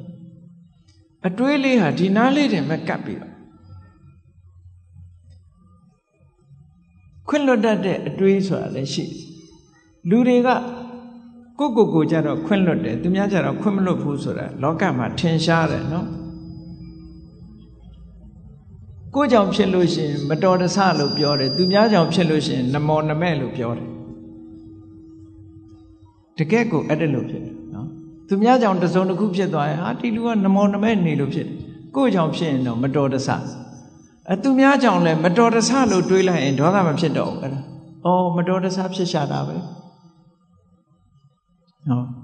ဒါစိတ်ဓာတ်ရဲ့အကြံ့ခိုင်မှုတွေပဲကိုယ်ကိုလေ့ကျင့်ပေးရမှာအောင်ပြောတာသူများပေါ်မှာအပြစ်နေမြင်နေသေးသမျှကာလပတ်လို့မေတ္တာဆိုတာသက်ဝင်နိုင်ဖို့မဖြစ်ဘူးတဲ့ဘယ်ရာပဲဖြစ်ဖြစ်အစဉ်ပြေအောင်စဉ်းစားတတ်ဖို့လိုတယ်ပေါ့အကောင်းဘက်ကကြည်တာတွေဟာစိတ်ဆင်းရဲမှုကိုကာကွယ်ပေးနိုင်တာတော့သိကြတယ်ပုံမြင်လေးတစ်ခုရှိတယ်မြေထားမောင်းသမားတစ်ယောက် engine driver မြေထား driver တစ်ယောက်ဘယ်တော့ဖြစ်သူကအကောင်းဘက်ကကြီးပဲပြောတယ်အဆိုးဘက်ကဘယ်တော့မှမကြည့်ဘူးကောင်းဘက်ကကြီးပဲပြောလို့ရှိတယ်တနေ့ကျတော့ဘာဖြစ်တုံဆိုမတော်တဆသူ accident ဖြစ်တယ်ဆေးရုံတင်လိုက်ရတော့ခြေထောက်တစ်ဖက်ဟာမြေထားကျိတ်ပြီးတော့အမတန်အခြေအနေဆိုတော့ခြေထောက်တစ်ဖက်ဖြတ်ရမယ်ကိန်းရောက်သွားအဲ့ဒီမှာသူ့မိတ်ဆွေတွေကသတင်းသွားမေးတယ်မေးရင်သူ့ကိုပြောတာ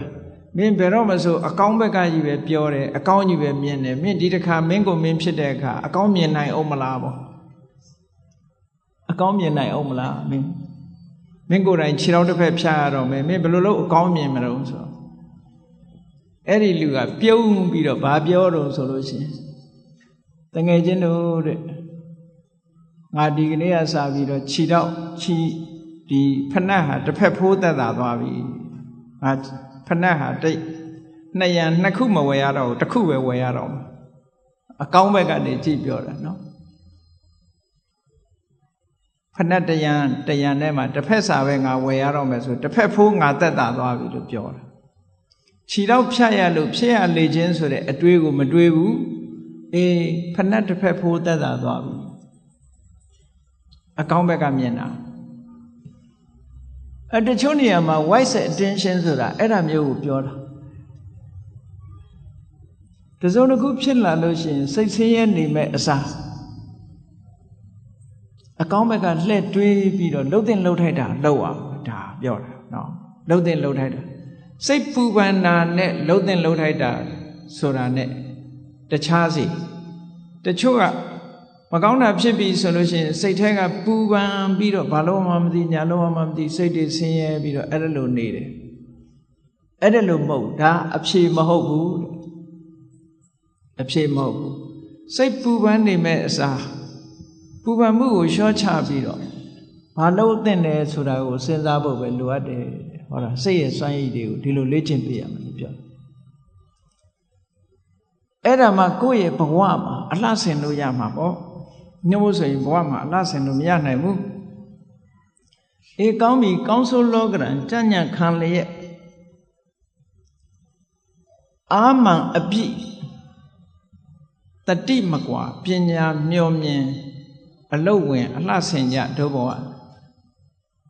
ကောင်းဆိုးလောကရန်ကြညံ့ခံဆိုတာလောကရန်ကိုကြညံ့ခံနိုင်ပြီးစိတ်ဓာတ်တွေကရင့်ကျက်လာပြီဒီလောက်နဲ့ကျေနပ်ရမလားဆိုကျေနပ်ရသည်ဘာတွေလိုတော့ဆိုရင်စိတ်အားမှန်တွေကိုမွေးမြူရမယ်မန်ဆိုတာမာနကိုပြောတာမဟုတ်ဘူးဒီနေရာမှာစိတ်ဆွမ်းအားတွေကိုပြောတာစိတ်ဆွမ်းအားတွေဆိုတာဘယ်လောက်ထက်မြက်တယ်လဲလူတွေရဲ့တဏ္ဍာမှာရှိတဲ့စိတ်ဆွမ်းအားခုနတုန်းကတရိษံတွေကိုချုပ်ကင်နိုင်တဲ့စွမ်းအားဟာလူတွေမှာရှိတယ်အဲ့ဒါဘာလို့ဆို brain ပဲအဲ့ဒီ brain ဆိုတာတင်စားပြီးတော့ပြောတာဘာတော့ပညာကိုပြောတာပညာသားနေသည့်အတွက်ကြောင့်လူတွေဟာတရိษံလောကကြီးကိုချုပ်ကင်ထားနိုင်တယ်ဒါဖြင့်လူတွေရဲ့တန်တဲ့မှာတိုးမြင့်ပေးရမယ်စွမ်းရည်တတ္တိတွေဘယ်နှခုရှိသလဲလို့ဘုရားမြတ်စွာရဲ့စာပေကျမ်းဂန်အရာ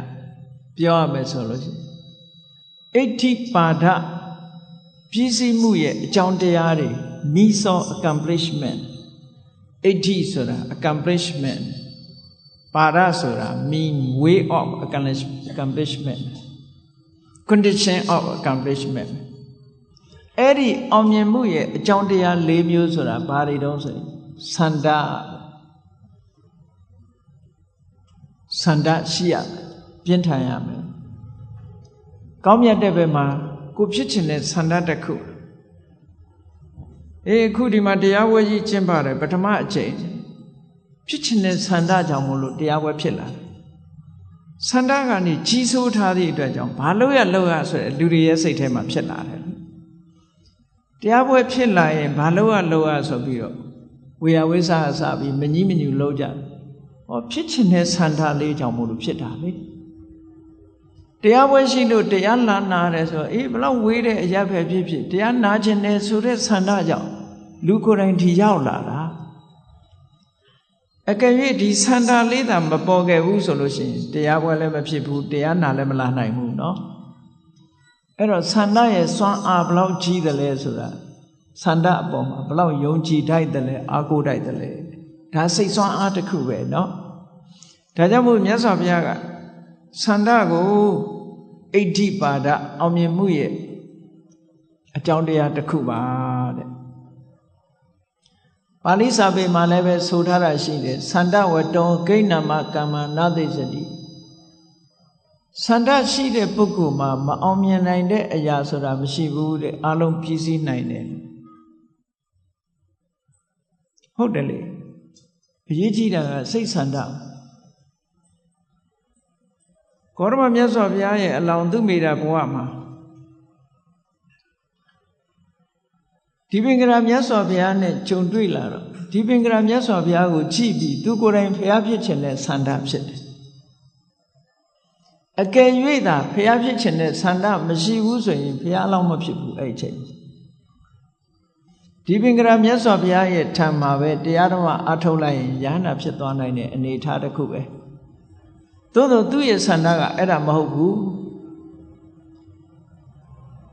ကိမေဧကေနတိနေနပုရိသေနဓမ္မတတိနငါလိုစွမ်းရည်တတ္တိရှိတဲ့ပုဂ္ဂိုလ်တယောက်ကတူးရဲနဲ့တန်တရားပင်လေကြီးကိုဖြတ်ကူးလို့ဘာအကျိုးရှိမလဲတဲ့သူကိုသူမေးပြီသဗ္ဗညုတံပါပုနိတောတန္တာရိတံတတေဝကဆုံးဖြတ်ချက်ချလိုက် determination ဆန္ဒကိုအခြေပြုပြီးတော့သဗ္ဗညုတဉာဏ်ကြီးကိုရအောင်ယူပြီးတော့ဖရာဘဝနဲ့တတ္တဝါတွေကိုချစ်ချွတ်မယ်ဆိုတဲ့ဆန္ဒအဲ့ဒီဆန္ဒကြောင့်မို့လို့ဘုရားစုပန်တဲ့ကိစ္စအောင်မြင်သွားတာဘယ်လို့ဆိုရင်မအောင်မြင်နိုင်ဘူးတဲ့အဲ့တော့ဒီလောက်ခက်ခဲတဲ့ဘုရားဖြစ်ဖို့အရာတစ်ခုတောင်အောင်မြင်နိုင်တယ်ဆိုရင်တာမန်ကိစ္စလေးတွေဘာလို့မအောင်ပါလဲဆန္ဒရှိလို့ရှိရင်အောင်ပါလေထိုဆန္ဒကိုပဲမြတ်စွာဘုရားကအဓိပတိလို့ဟောသေးတယ်တခါတရံလူရဲ့စိတ်ဆွမ်းအားတွေကိုဘယ်သူကလွှမ်းမိုးထားတော့ဆိုရင်ဆန္ဒကလွှမ်းမိုးထားတယ်အဲ့ဒါကိုပဲအဓိပတိပစ္စယောလို့24ပစ္စည်းမှာမြတ်စွာဘုရားဟောထားတာဆန္ဒဆိုတဲ့အဓိပတိဒီစိတ်ပိုင်းဆိုင်ရာအလုံးကိုလွှမ်းမိုးကြီးစိုးထားတယ်စိတ်ပိုင်းဆိုင်ရာလွှမ်းမိုးကြီးစိုးထားတယ်လို့စိတ်ပိုင်းကိုလွှမ်းမိုးထားလို့ရှိရင်ရုပ်ပိုင်းဆိုင်ရာကိုလည်းလွှမ်းမိုးကြီးစိုးထားတယ်စိတ်ကိုလွှမ်းမိုးနိုင်ရင်ရုပ်ပါလာတာပေါ့အဲ့ဒါကိုအဘိဓမ္မာမှာသန္တာဓိပတိသန္နတံပြုတ်တကနံဓမ္မနံတံသမုဋ္ဌာနံနိစ္စရူပနံအဓိပတိပစ္စယေနပစ္စယောလို့ဒီလိုဟောတာသန္တာဓိပတိဟာသန္နနဲ့ရှင်တွဲလာတဲ့စိတ်ဓာတ်တွေထိုစိတ်ဓာတ်ကထုတ်လုပ်လာတဲ့ရုပ်တွေအဲ့ဓာတွေပေါ်မှာကြီးစိုးထားတယ်ဒါကြောင့်မို့လို့တစုံတစ်ခုလှုပ်ချင်ပြီဆိုတဲ့ဆန္ဒပေါ်လာတာနဲ့တကြိမ်နဲ့ထိုဆန္ဒသည်ရော်ရဲဆန္ဒမျိုးမဟုတ်ဘူးဆိုရင်အောင်မြင်အောင်လုပ်တာပဲလို့ဒါဆန္ဒကနေဥဆောင်သွားဆန္ဒကဥဆောင်သွားတဲ့အခါမှာအလှဲ့ကဆန္ဒကဥဆောင်လို့စလာပြီဆိုရင်နောက်ကဘယ်သူဥဆောင်ဖို့လိုသေးတယ်လို့ဆိုရင်ဝိရိယဥဆောင်ဖို့လိုတယ်ဆန္ဒတော့ရှိပါရဲ့ကြိုးပမ်းအထောက်မှုမရှိဘူးဆိုမရပြန်ဘူးအဲ့ဒါကြောင့်မို့လို့မြတ်စွာဘုရားကဘက်ဆောင်ကနေဟောထားတာစိတ်ဆန္ဒရှိပြီးတဲ့နောက်ဘာလို့ဖို့လိုလဲကြိုးပမ်းအထောက်ဖို့လိုသေးတယ်ဒါကြောင့်မို့ဝိရိယဓိပတိဝိရိယဋ္ဌိပါဒအောင်မြင်ပြည့်စုံမှုမှာကြိုးပမ်းမှုမြတ်စွာဘုရားအလောင်းဟာ6နှစ်ပတ်လုံးအမတန်ပင်ပန်းခဲတဲ့ဒုက္ခရစရိယာလုံနိုင်ခဲ့တဲ့အကျင့် austere practice လို့ခေါ်တယ်သိဆင်းရဲအိန္ဒိယနိုင်ငံမှာကျင့်ကြတဲ့ခန္ဓာကိုယ်ကိုညှင်းဆဲပြီးတော့ကျင့်တဲ့အတ္တကိလမထာနုယောဂဆိုတဲ့အကျင့်မျိုးတွေအစာဖြတ်ပြီးတော့ကျင့်တယ်ရေဖြတ်ပြီးတော့ကျင့်တယ်ခန္ဓာကိုယ်ညှင်းဆဲခံပြီးတော့အစာဆင်းရဲအနေဆင်းရဲလုပ်ပြီးတော့ကျင့်တယ်တန်တရားဥက္ကလွတ်ဖို့မရမနေလုပ်မယ်ဆိုတဲ့ကြိုးပမ်းအထောက်မှုဘုရားလောင်းတော်ကြီးကတောထဲမှာတယောက်တည်းကျင့်နေတဲ့အချိန်ကာလတုန်းကဆိုလို့ရှိရင်သူ့ကိုယ်သူကိုလူမြင်မခံဘူးတောထဲမှာနေတာအဝတ်မို့အဖူအဲ့ဒီအချိန်ဝတ်လက်စလက်နေတယ်လူတန်ခြေတန်ကြားလိုက်တာနဲ့လက်ခနဲ့ပြေးထွက်သွားတာဘယ်သူမှအမြင်မခံအောင်တောထဲမှာဒုက္ခရစရိယာလို့ခေါ်တဲ့ပင်ပန်းခဲခဲနဲ့အကျင့်တွေကိုကျင့်ဘာစားလဲလို့ဆိုတော့တောဝမှာတောဆက်မှာနွားခြံတွေပါလေလာလောက်ထားတော့နွားကလေးတွေအဲ့ဒီမှာမွေးဖွားတယ်နို့ပဲတောက်သေးတဲ့နွားကလေးတွေကယိုတဲ့မစင်ကိုနွားချီကိုလာပြီးတော့စားတာအဲ့ဒါစားပြီးတော့ကျင့်တာနော်အဲ့ဒါလို့ပင်ပန်းဆင်းရဲတဲ့ဒီအကျင့်တွေနဲ့ကျင့်ပြီးတော့6နှစ်ပတ်လုံးဒုက္ခရစရိယာတွေကျင့်ကြံကြိုးကိုအားထုတ်လိုက်တာနောက်ဆုံးကြတော့ဆုံးကန်းတိုင်အောင်လိုက်ကြည့်တော့လည်းပဲအောင်မြင်မှုမရတဲ့နောက်ပိုင်းကြတော့မှအဲ့ဒီကြတော့ကျိုးပန်းအားထုတ်မှုကကန်းကုန်သွားပြီဘာလိုအပ်တုံဆိုအသိဉာဏ်လိုအပ်လာဗျ ဒါမှန်ကန်တဲ့လမ်းလျှောက်မှလည်းတစ်ခါတလေကြိုးပမ်းအထောက်လို့ရတာဒါကြောင့်မို့ဝိရိယအဓိပတိဝိရိယကကြိုးပမ်းအထောက်ပေမဲ့လို့အသိဉာဏ်ရှိဖို့လိုသေးတယ်ဆိုဝိမာန်တာအဓိပတိအသိဉာဏ်နဲ့စဉ်းစားကြည့်ပြီးဒီလမ်းကမှန်သလားဟိုလမ်းကမှားသလားဘုရားလောင်းတော်ကြီးကဉာဏ်နဲ့ဆင်ခြင်သုံးသပ်လိုက်တယ်ပင်ပင်ပန်းပန်းခံပြီးတော့ကြိုးစားအထောက်လို့ခန္ဓာကိုယ်ပင်ပန်းနွမ်းလေအဆုံးဂိတ်ဆုပ်ထီအောင်ရောက်အောင်ကျင့်လိုက်တော့ဘာတွေးမိလာတော့ဆိုရင်လောကမှာသူလောက်ပင်ပန်းခန္ဓာကျင့်တဲ့ပုဂ္ဂိုလ်ပင်ပန်းခံလို့ရမယ်ဆိုရင်ငါရပြီဘယ်သူအောင်မှငါမလျော့ဘူးဝိရိယကိုအစွမ်းကုန်မြင့်ပြီအဲ့တော့မရတာထောက်လို့ရှိရင်သိရအင်ညောမက်ခောဘောဓာယခေါင်းထဲမှာအတွေးလေးတစ်ခုဝင်လာအမှန်တရားကိုသိဖို့ဆိုတာနောက်တခြားလမ်းဖြစ်လိမ့်မယ်ဒီလမ်းကတော့မရှိတော့ဘူးပေါ့လမ်းဆုံးအောင်လိုက်တယ်သူကြိုးပမ်းအထောက်မှုနဲ့ပတ်သက်ပြီးဒီလမ်းကြောင်းတစ်ခုရှောင်းလိုက်ရင်အဆုံးထိအောင်လိုက်ကြည့်တယ်ကြည့်လို့လမ်းဆုံးမှာဘာမှမတွေ့တော့ဘူးဆိုတဲ့အခါမှာအေးငါသွားမဲ့လမ်းဒီလမ်းမဟုတ်နိုင်ဘူးတခြားလမ်းရှိလောက်တယ်ဆိုပြီးတော့လမ်းကြောင်းပြောင်းလိုက်တဲ့အခါမှာဘုရားဖြစ်သူရောက်သွားတာဟောဝိရိယနဲ့ပတ်သက်လာလို့ရှိရင်လည်းအမတန်မှပြင်းထန်တဲ့ဝိရိယရှိခဲ့တယ်ပေါ့အဲ့ဒီအသိဉာဏ်နဲ့လမ်းပြောင်းလိုက်ပြီးတော့စိတ်ဓာတ်တွေခိုင်မာကြံ့ခိုင်မှုနဲ့လှုပ်တဲ့အခါမှာမြတ်စွာဘုရားဆိုတဲ့ဗုဒ္ဓဆိုတဲ့တပ္ပညုတဉာဏ်တော်ကြီးကိုရပြီးတော့သစ္စာလေးပါးကိုသိတော်မူတဲ့ပထမဆုံးကိလေသာတွေဟူသောအိပ်ပျော်ခြင်းကနေနိုးထလာတဲ့ဗုဒ္ဓဆိုတဲ့ပုဂ္ဂိုလ်အဖြစ်ရောက်ရှိလာဘာစွမ်းအားတွေနဲ့ဒီအဖြစ်ကိုရောက်ရှိတာတုံးဆိုရင်ခုနပြောရင်သန္တာရဲ့ဝိရိယရဲ့စိတ်ဓာတ်ရဲ့ဝိမာန်တရဲ့ဒီစွမ်းအားတွေနဲ့ရောက်တာပဲတခြားနည်းကသွားတာမဟုတ်ဘူးနော်အဲ့တော့ဘုန်းကြီးတို့တွေရဲ့တဏ္ဍာမှာလည်းပဲသန္တာဆိုတာရှိတယ်ဝိရိယဆိုတာအခြေခံအနေနဲ့ရှိတာကိုပြောတာနော်အခြေခံအနေနဲ့ရှိတာကိုလေ့ကျင့်ပြီးတော့မယူဘူးဆိုလို့ရှိရင်အပြော့မြဲပြော့နေမှာပဲအပြော့မှပြော့နေမှာပဲဘလောက်ကာယတန်ဆွမ်းတဲ့ပုဂ္ဂိုလ်ပဲဖြစ်ဖြစ်လေ့ကျင့်ခံမယူလို့ရှိရင်စွမ်းဆောင်နိုင်မှာမဟုတ်ဘူးလေ့ကျင့်ခံယူရ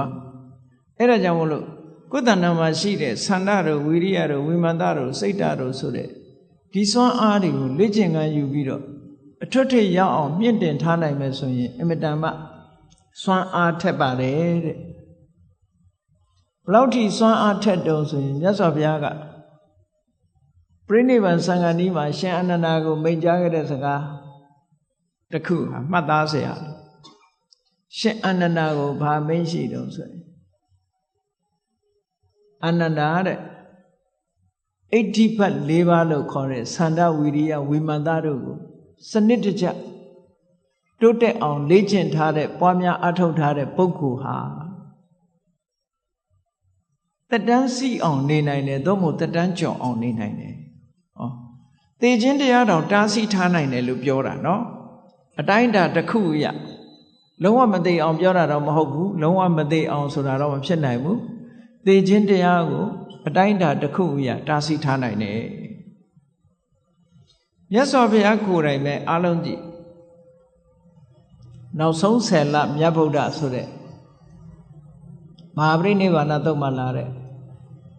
ပရိနိဗ္ဗာန်မဆံခင်10လပရိနိဗ္ဗာန်ဆံမှု10လအလိုဝါဆိုလာပြီးကျော်တရက်လာမဲ့ကဆုံလမှာပရိနိဗ္ဗာန်ဆံမယ်ဆိုရင်ဝါဆိုလာပြီးကျော်တရက်မြတ်စွာဘုရားအမတန်ပြင်းထန်တဲ့ယောဂဝေဒနာတစ်ခုဖြစ်သွားအဲ့ဒီယောဂဝေဒနာကဘလောက်ပြင်းထန်တယ်လဲဆိုရင်မာရဏန္တိကဆိုတာသေခြင်းနာကတ်သွားသို့မို့သေမပြောင်းမဲ့ယောဂမျိုးပေါ့ခေတ်စကားနဲ့ပြောရင်တော့အင်ကေဝါတွေပေါ့ကုလို့မရဘူးဆိုယောဂမျိုးနော်ဆရာဝန်တွေလက်တဲ့ယောဂမျိုးလို့ဆိုကုလို့မရတော့ဘူးလို့ပြောရတဲ့ယောဂမျိုးအင်ကေဝါတွေပေါ့အဲ့ဒီယောဂမျိုးဖြစ်တာမြတ်စွာဘုရားက10လအတွင်းအဲ့ဒီယောဂမပေါ်အောင်ထိန်းလိုက်တယ်ဘာနဲ့ထိန်းလို့ဆိုရင်ဟောဒီသန္တာဝိရိယဝိမာန်တစိတ်ဓာတ်ဆိုတဲ့အဋ္ဌိပတ်၄ပါးအင်အားတွေစုစည်းပြီးတော့အာယုသင်္ခါရဖလတမဘဝင်စားပြီးတော့မြတ်စွာဘုရားထိန်းလိုက်တယ်ထိန်းလိုက်တာ10လတိတိအဲ့ဒီယောဂပြန်မပေါ် ခုခေတ်ကတော့အဲ့လိုစိတ်ဆွမ်းအားမရှိတဲ့အခါဘာလို့တုံးဆိုရင်တေကန်နီးလို့ဆိုရင်ဆိုလူကုတ်တဲ့ထိုးပေးတာစိတ်ဆွမ်းအားရှိနေသည့်အတွက်ကြောင့်စိတ်ဆွမ်းအားကိုအသုံးပြုပြီးတော့ဆယ်လတိတိယောဂမပေါ်အောင်ထိန်းထားလိုက်တာမန်ဖလားသမဘမျိုးဆိုရင်မထိန်းနိုင်ဘူးတဲ့အဲ့ဒီနေရာမှာအာယုသင်္ခါရဖလားသမဘဆိုတာသန္ဓဝိရိယဝိမာန်တစိတ်ဓာတ်ဆိုတာဒါတွေစွမ်းအားတွေမြင့်ပြီးတော့ဝိပဿနာကိုအသေးစိတ်တိုးမြင့်ပြီးတော့ဝိပဿနာကျင့်စဉ်ကိုဝိပဿနာကျင့်စဉ်နဲ့စွမ်းအားပြည့်တဲ့ဝိပဿနာနဲ့ရောက်ရှိသွားတဲ့ဖလားသမဘကိုဆိုလို့အဲ့ဒီဖလားသမဘနဲ့ထိန်းလိုက်တာ10လအတွင်းဒီယောဂတွေလုံးဝပေါ်မလာတော့ကျမ်းမာသွားပြီဘယ်ကလေးကျမ်းမာဟောစိတ်ဆွမ်းအားနဲ့ဖြစ်တာဘာကြောင့်မြတ်စွာဘုရားကဆယ်လတိတိယောဂတွေမပေါ်အောင်ထိန်းတယ်လဲလို့ဆိုရင်သူ့အတွက်မဟုတ်ဘူးဘုရားပွင့်လာတာသူ့အတွက်မဟုတ်တတ္တဝါတွေအတွက်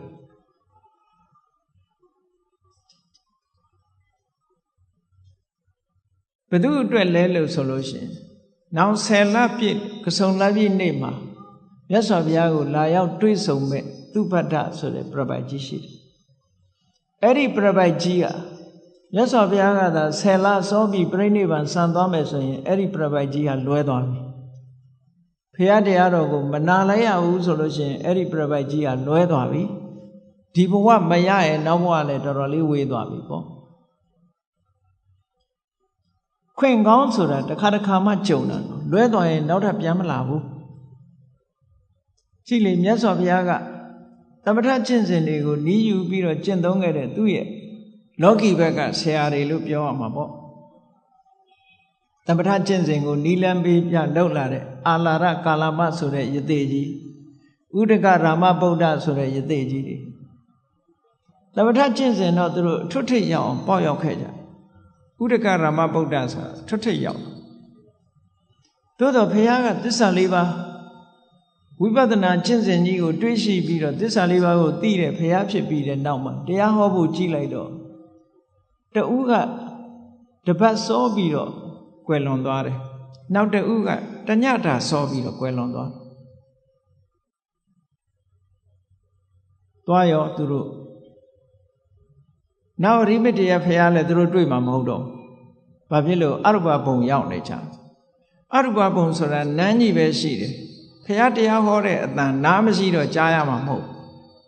မကြားရရင်သွားရောနန်းကြီးပဲအဲ့ဒီလိုနေကဘာပေါင်းမြောက်များစွာအသက်ရှိအဲ့ဒီကပြန်သေးအောင်မယ်သေးလာတဲ့အခါမှာလူပြေရောက်နာပြေရောက်မကောင်းတဲ့ဘုံရောက်ချင်လည်းရောက်သွားအောင်မယ်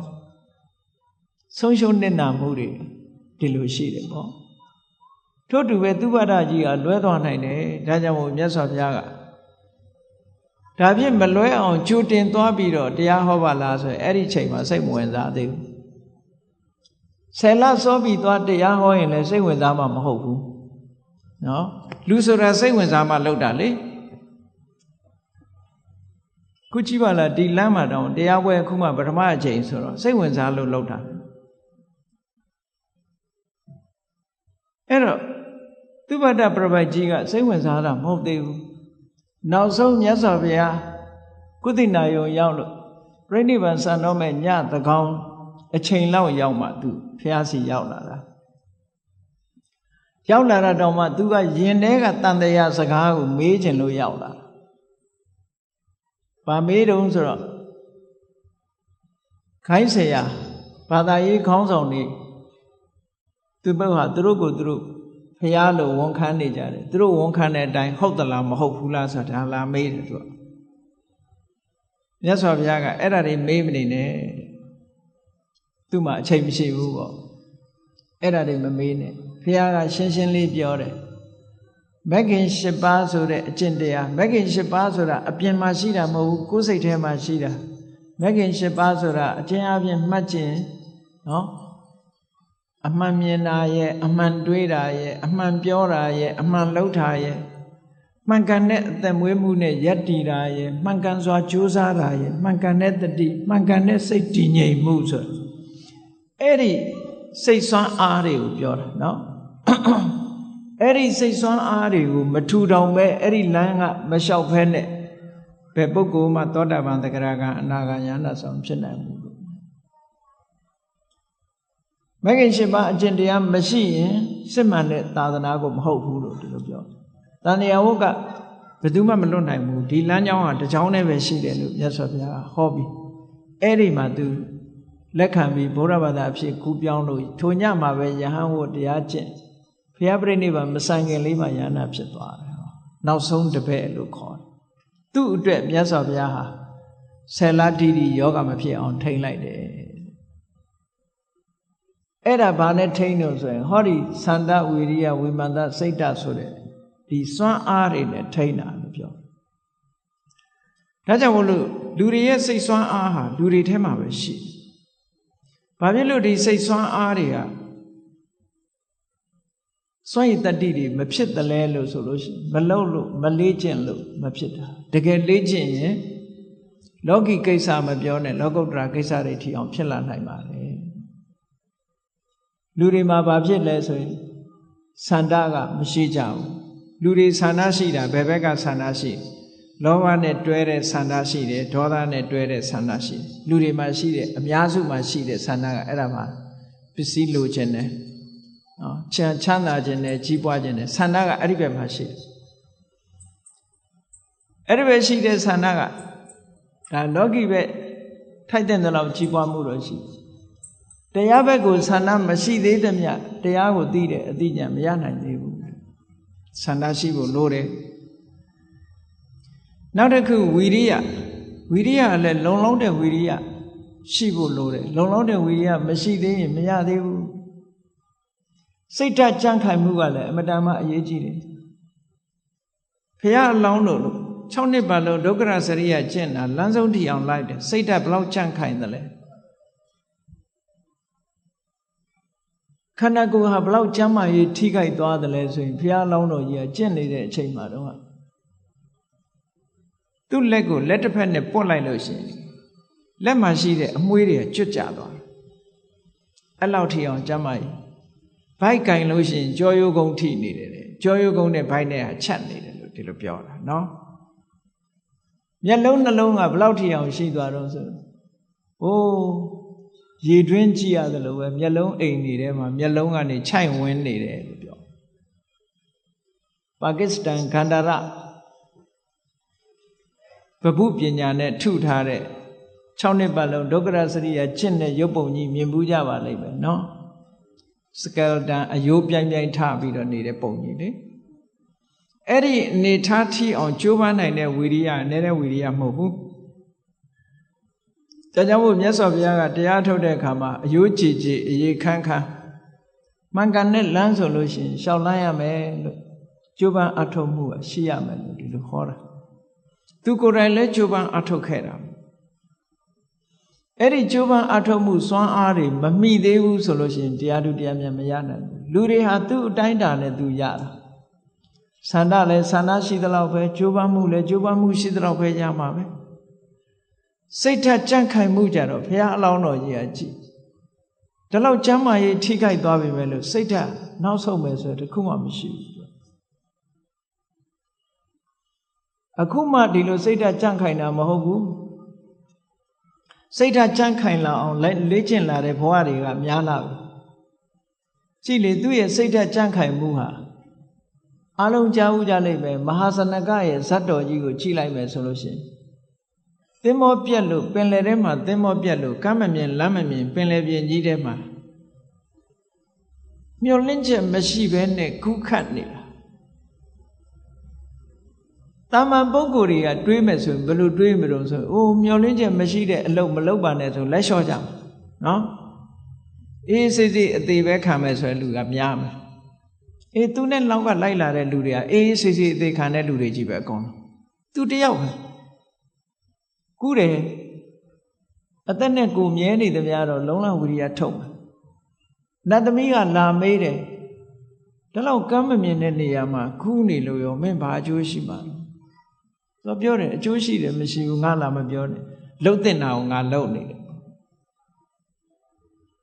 ကျိုးစားအထုတ်မှုကငါတောင်းအောင်ပဲရောက်တာမရောက်တာငါတောင်းအောင်မဟုတ်ဘူးအကျိုးမရှိဘူးလို့မပြောနဲ့တဲ့လက်လျှော့တဲ့လူတွေသေသွားပြီအခုငါမင်းနတ်သမီးတောင်မြင်နေရပြီဆိုတာအကျိုးရှိတယ်ပေါ့မမြင်ဘူးတာမြင်နေရပြီပေါ့ ဖျားလောင်းကြီးတွေရဲ့စိတ်ဓာတ်တို့ကြိုးပမ်းအထောက်မှုတို့အဲ့ဒါမျိုးစိတ်ဓာတ်ကြန့်ခိုင်တာကိုပြောတာနော်လူတွေအများစုကစိတ်ဓာတ်မကြန့်ခိုင်လို့သေသွားကြတာတွေများတယ်ဘဝပို့ပြီးတော့ဆုံးရှုံးနစ်နာသွားတာစိတ်ဓာတ်မကြန့်ခိုင်လို့ပဲစိတ်ဓာတ်ကြန့်ခိုင်လို့ရှိရင်လူဘဝဒီလိုမဖြစ်နိုင်ဘူးဒါကြောင့်မို့လို့စန္ဒကလည်းရှိရမယ်ဝီရိယကလည်းရှိရမယ်စိတ်ဓာတ်လည်းကြန့်ခိုင်ရမယ်ကြန့်ခိုင်တဲ့အခါမှာအတိညာကလည်းရှိဖို့လိုသေးတယ်တဲ့အဲ့ဒီ၄ချက်နဲ့ပြည့်စုံပြီဆိုလို့ရှိရင်လောကီကိစ္စမှာပဲဖြစ်ဖြစ်လောကုတ္တရာကိစ္စမှာပဲဖြစ်ဖြစ်တရားကျင့်တဲ့အရာမှာပဲဖြစ်ဖြစ်ဘာလုပ်ငန်းပဲလုပ်တဲ့အခါမှာပဲဖြစ်ဖြစ်အောင်မြင်မှုဆိုတာဖြစ်နိုင်ပါတယ်စာလေးတစ်ခုဆေးရဆိုကြတယ်ထာဝရဘုရားနတ်ကိုကိုးကွယ်တဲ့ပုဂ္ဂိုလ်တွေကဘာပြောတော့ God makes the impossible possible ဘုရားသခင်ဟာမဖြစ်နိုင်တာကိုဖြစ်အောင်လုပ်တယ်လို့ဒီလိုအဓိပ္ပာယ်နဲ့ God makes the impossible possible အဲ့ဒါကိုဘုန်းကြီးတို့ကပြောင်းထားလိုက်မယ်ဆိုရင်ဘုရားရဲ့တရားတော်နဲ့ God ဆိုတာကိုယ့်ရဲ့အပြင်ဘက်ကဟုတ်ကဲ့လားကိုယ်ထဲမှာရှိရလားမရှိဘူးနော်ကိုရောဘယ်နှခါမြင်မှုတော့သူကမြင်ဘူးဒီပိဋကတ်ထဲမှာခေါင်းမြင်မှုတဲ့လူတယောက်မှရှိမှမထင်ဘူးအပြောပဲဘယ်နေမှလည်းမသိဘူးနော် God makes the impossible possible အဲ့တော့မမြင်ဘူးတာတွေအသာထားလိုက်ရှိတာမရှိတာတွေအသာထားရှိနေတာဘာတော့ကိုယ့်ရဲ့ဆန္ဒမရှိဘူးလားဝိရိယလည်းရှိတယ်ကိုယ့်ရဲ့စိတ်ဆွမ်းအားတွေလည်းရှိတယ်အသိပညာလည်းရှိတယ်ဟုတ်ကဲ့လားကိုယ်တဏ္ဍာမှာရှိတယ်ဘယ်သူမှမေးစရာမလိုဘူးဒါရှိတယ်သေချာတယ်အဲ့တော့God makes the impossible possible လို့ဆိုမဲ့အစားဆန္ဒ makes the impossible possible ဆန္ဒဟာမဖြစ်တာကိုမဖြစ်နိုင်တာကိုဖြစ်နိုင်အောင်လုပ်တယ်ဖြစ်နိုင်စေတယ်ဝိရိယ effort makes the impossible possible ဒီလိုပဲပြောရအောင် mind makes the impossible possible လူရဲ့စိတ်ဆွမ်းအားလည်းအမတန်ထက်မြက်တယ်determine mind makes the impossible possible မဖြစ်နိုင်တာတွေဖြစ်အောင်လုပ်နိုင်တယ်စိတ်ဆွမ်းအားအသိဉာဏ်ကလည်းထို့တူပဲ knowledge သို့မဟုတ် wisdom makes the impossible possible ဟောဒီစကားပို့ပြီးတော့မှန်တယ် God makes the impossible possible ဆိုတာ God ကိုကိုးကွယ်တဲ့ပုဂ္ဂိုလ်တွေအတွက်သာမှန်ကောင်းမှန်မယ်လူတိုင်းအတွက်မမှန်ဘူးเนาะတကယ်ရောသူတို့အတွက်ရောတကယ်ဖြစ်သလားဆိုတော့ဘယ်သူမှအာကမကမရှိဘူးဟောတာကအာမခံရှိတယ်ဘာလို့တော့ဆိုရင်ကိုယ်တဏ္ဍာမှာတကယ်ရှိနေတာ God makes it the impossible possible ကိုရှိလားဆိုတာကပိုအရေးကြီးနေတယ်ဟုတ်ကဲ့လားရှိရင်တော့ဖြစ်ကောင်းဖြစ်မယ်မရှိဘူးဆိုရင်သွားပြီဟောဆန္ဒဆိုတာမရှိဘူးလားရှိတယ်ဝိရိယဆိုတာရောရှိတယ်စိတ်ဆိုတာရောပညာဆိုတာရောရှိတယ်ဆိုတော့ဟောတာကပိုးမသေးကြဘူးလားဒါကြောင့်မို့လို့သန္တာဝိရိယဝိမာန်တစိတ်တဆိုတဲ့ဒီစွမ်းအားတွေဟာအမတန်မှတန်ဖိုးရှိတဲ့စွမ်းအားတွေဖြစ်ပါတယ်ဒါကြောင့်ဘဝကိုအလှဆင်တော့မယ်ဆိုလို့ရှိရင်အာမန်အပြည့်တတိမကွာပညာမြော်မြင်ဒီစွမ်းအားတွေနဲ့ကောင်းဆိုးလောကရန်ကြံ့ကြံ့ခံလျက်အာမန်အပြည့်တတိမကွာပညာမြော်မြင်အလုတ်ဝင်လှုပ်ရှားရှိတာလှုပ်အလှဆင်ကြတို့ဘွားလူတိုင်းဟာကိုယ့်ဘွားကိုအလှဆင်ဖို့ဒီအချက်တွေပြည့်စုံအောင်ကြိုးစားအထောက်ရမယ်ဒါကြောင့်မို့ဓမ္မလက်ဆောင်လေးကိုရအောင်၃ခေါက်လောက်ချပေးပါမယ်အားလုံးလိုက်ဆိုချပါနော်ကောင်းဆိုးလောကဒံကြံ့ကြံ့ခံလျက်အာမန်အပြည့်တတိမကွာပညာမျောမြင်အလုံးဝင်အလှဆင်ကြတို့ဘဝကောင်းဆိုးလောကဒံကြံ့ကြံ့ခံလျက်အာမန်အပြည့်တတိမကွာပညာမျောမြင်အလုံးဝင်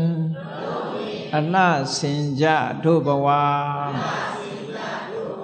ကောင်းဆိုးလောကရန်ကြံ့ကြံ့ခံလျက်အာမန်အပြည့်တတိမကွာပညာမျောမြင် အလုတ်ဝင်အလဆင်ကြတို့ဘဝဘဝကိုအလဆင်ခြင်းဆိုတဲ့တရားဒေသနာဒီမှာပဲပြည့်စုံပါပြီအားလုံးကိုယ်စီကိုယ်ငါမိမိတို့ဘဝကိုအလဆင်အောင်ကြိုးစားနိုင်ကြပါစေကုန်သတည်း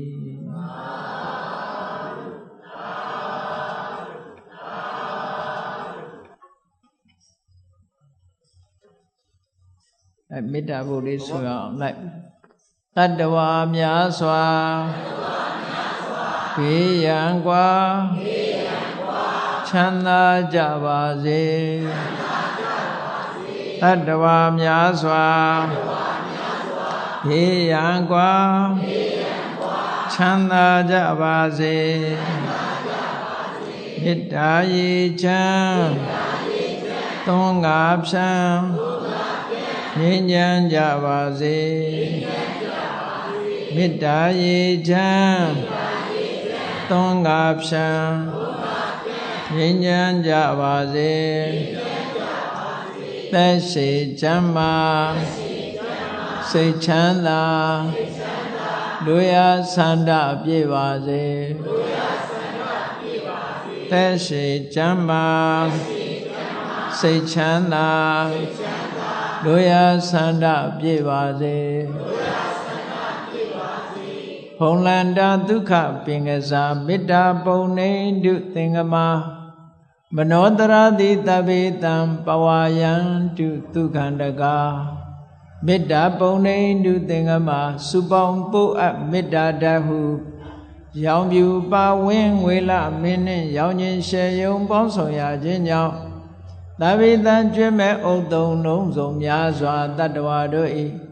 မနောတရာတိမြင့်မြတ်ဖြူစင်အေးကြည်လင်းသည့်ရေစဉ်ပြည်တင်းစိတ်နှလုံးတည်ဟူသောရေအိုင်ကြီးအတွင်း၌ဒုက္ခပင်ကစားစင်ထာဝရအေမြကြည်သာတာယာပွင့်လန်းချမ်းသာဒုက္ခတည်ဟူသောကုမုဒ္ဒရာကြာပန်တို့သည်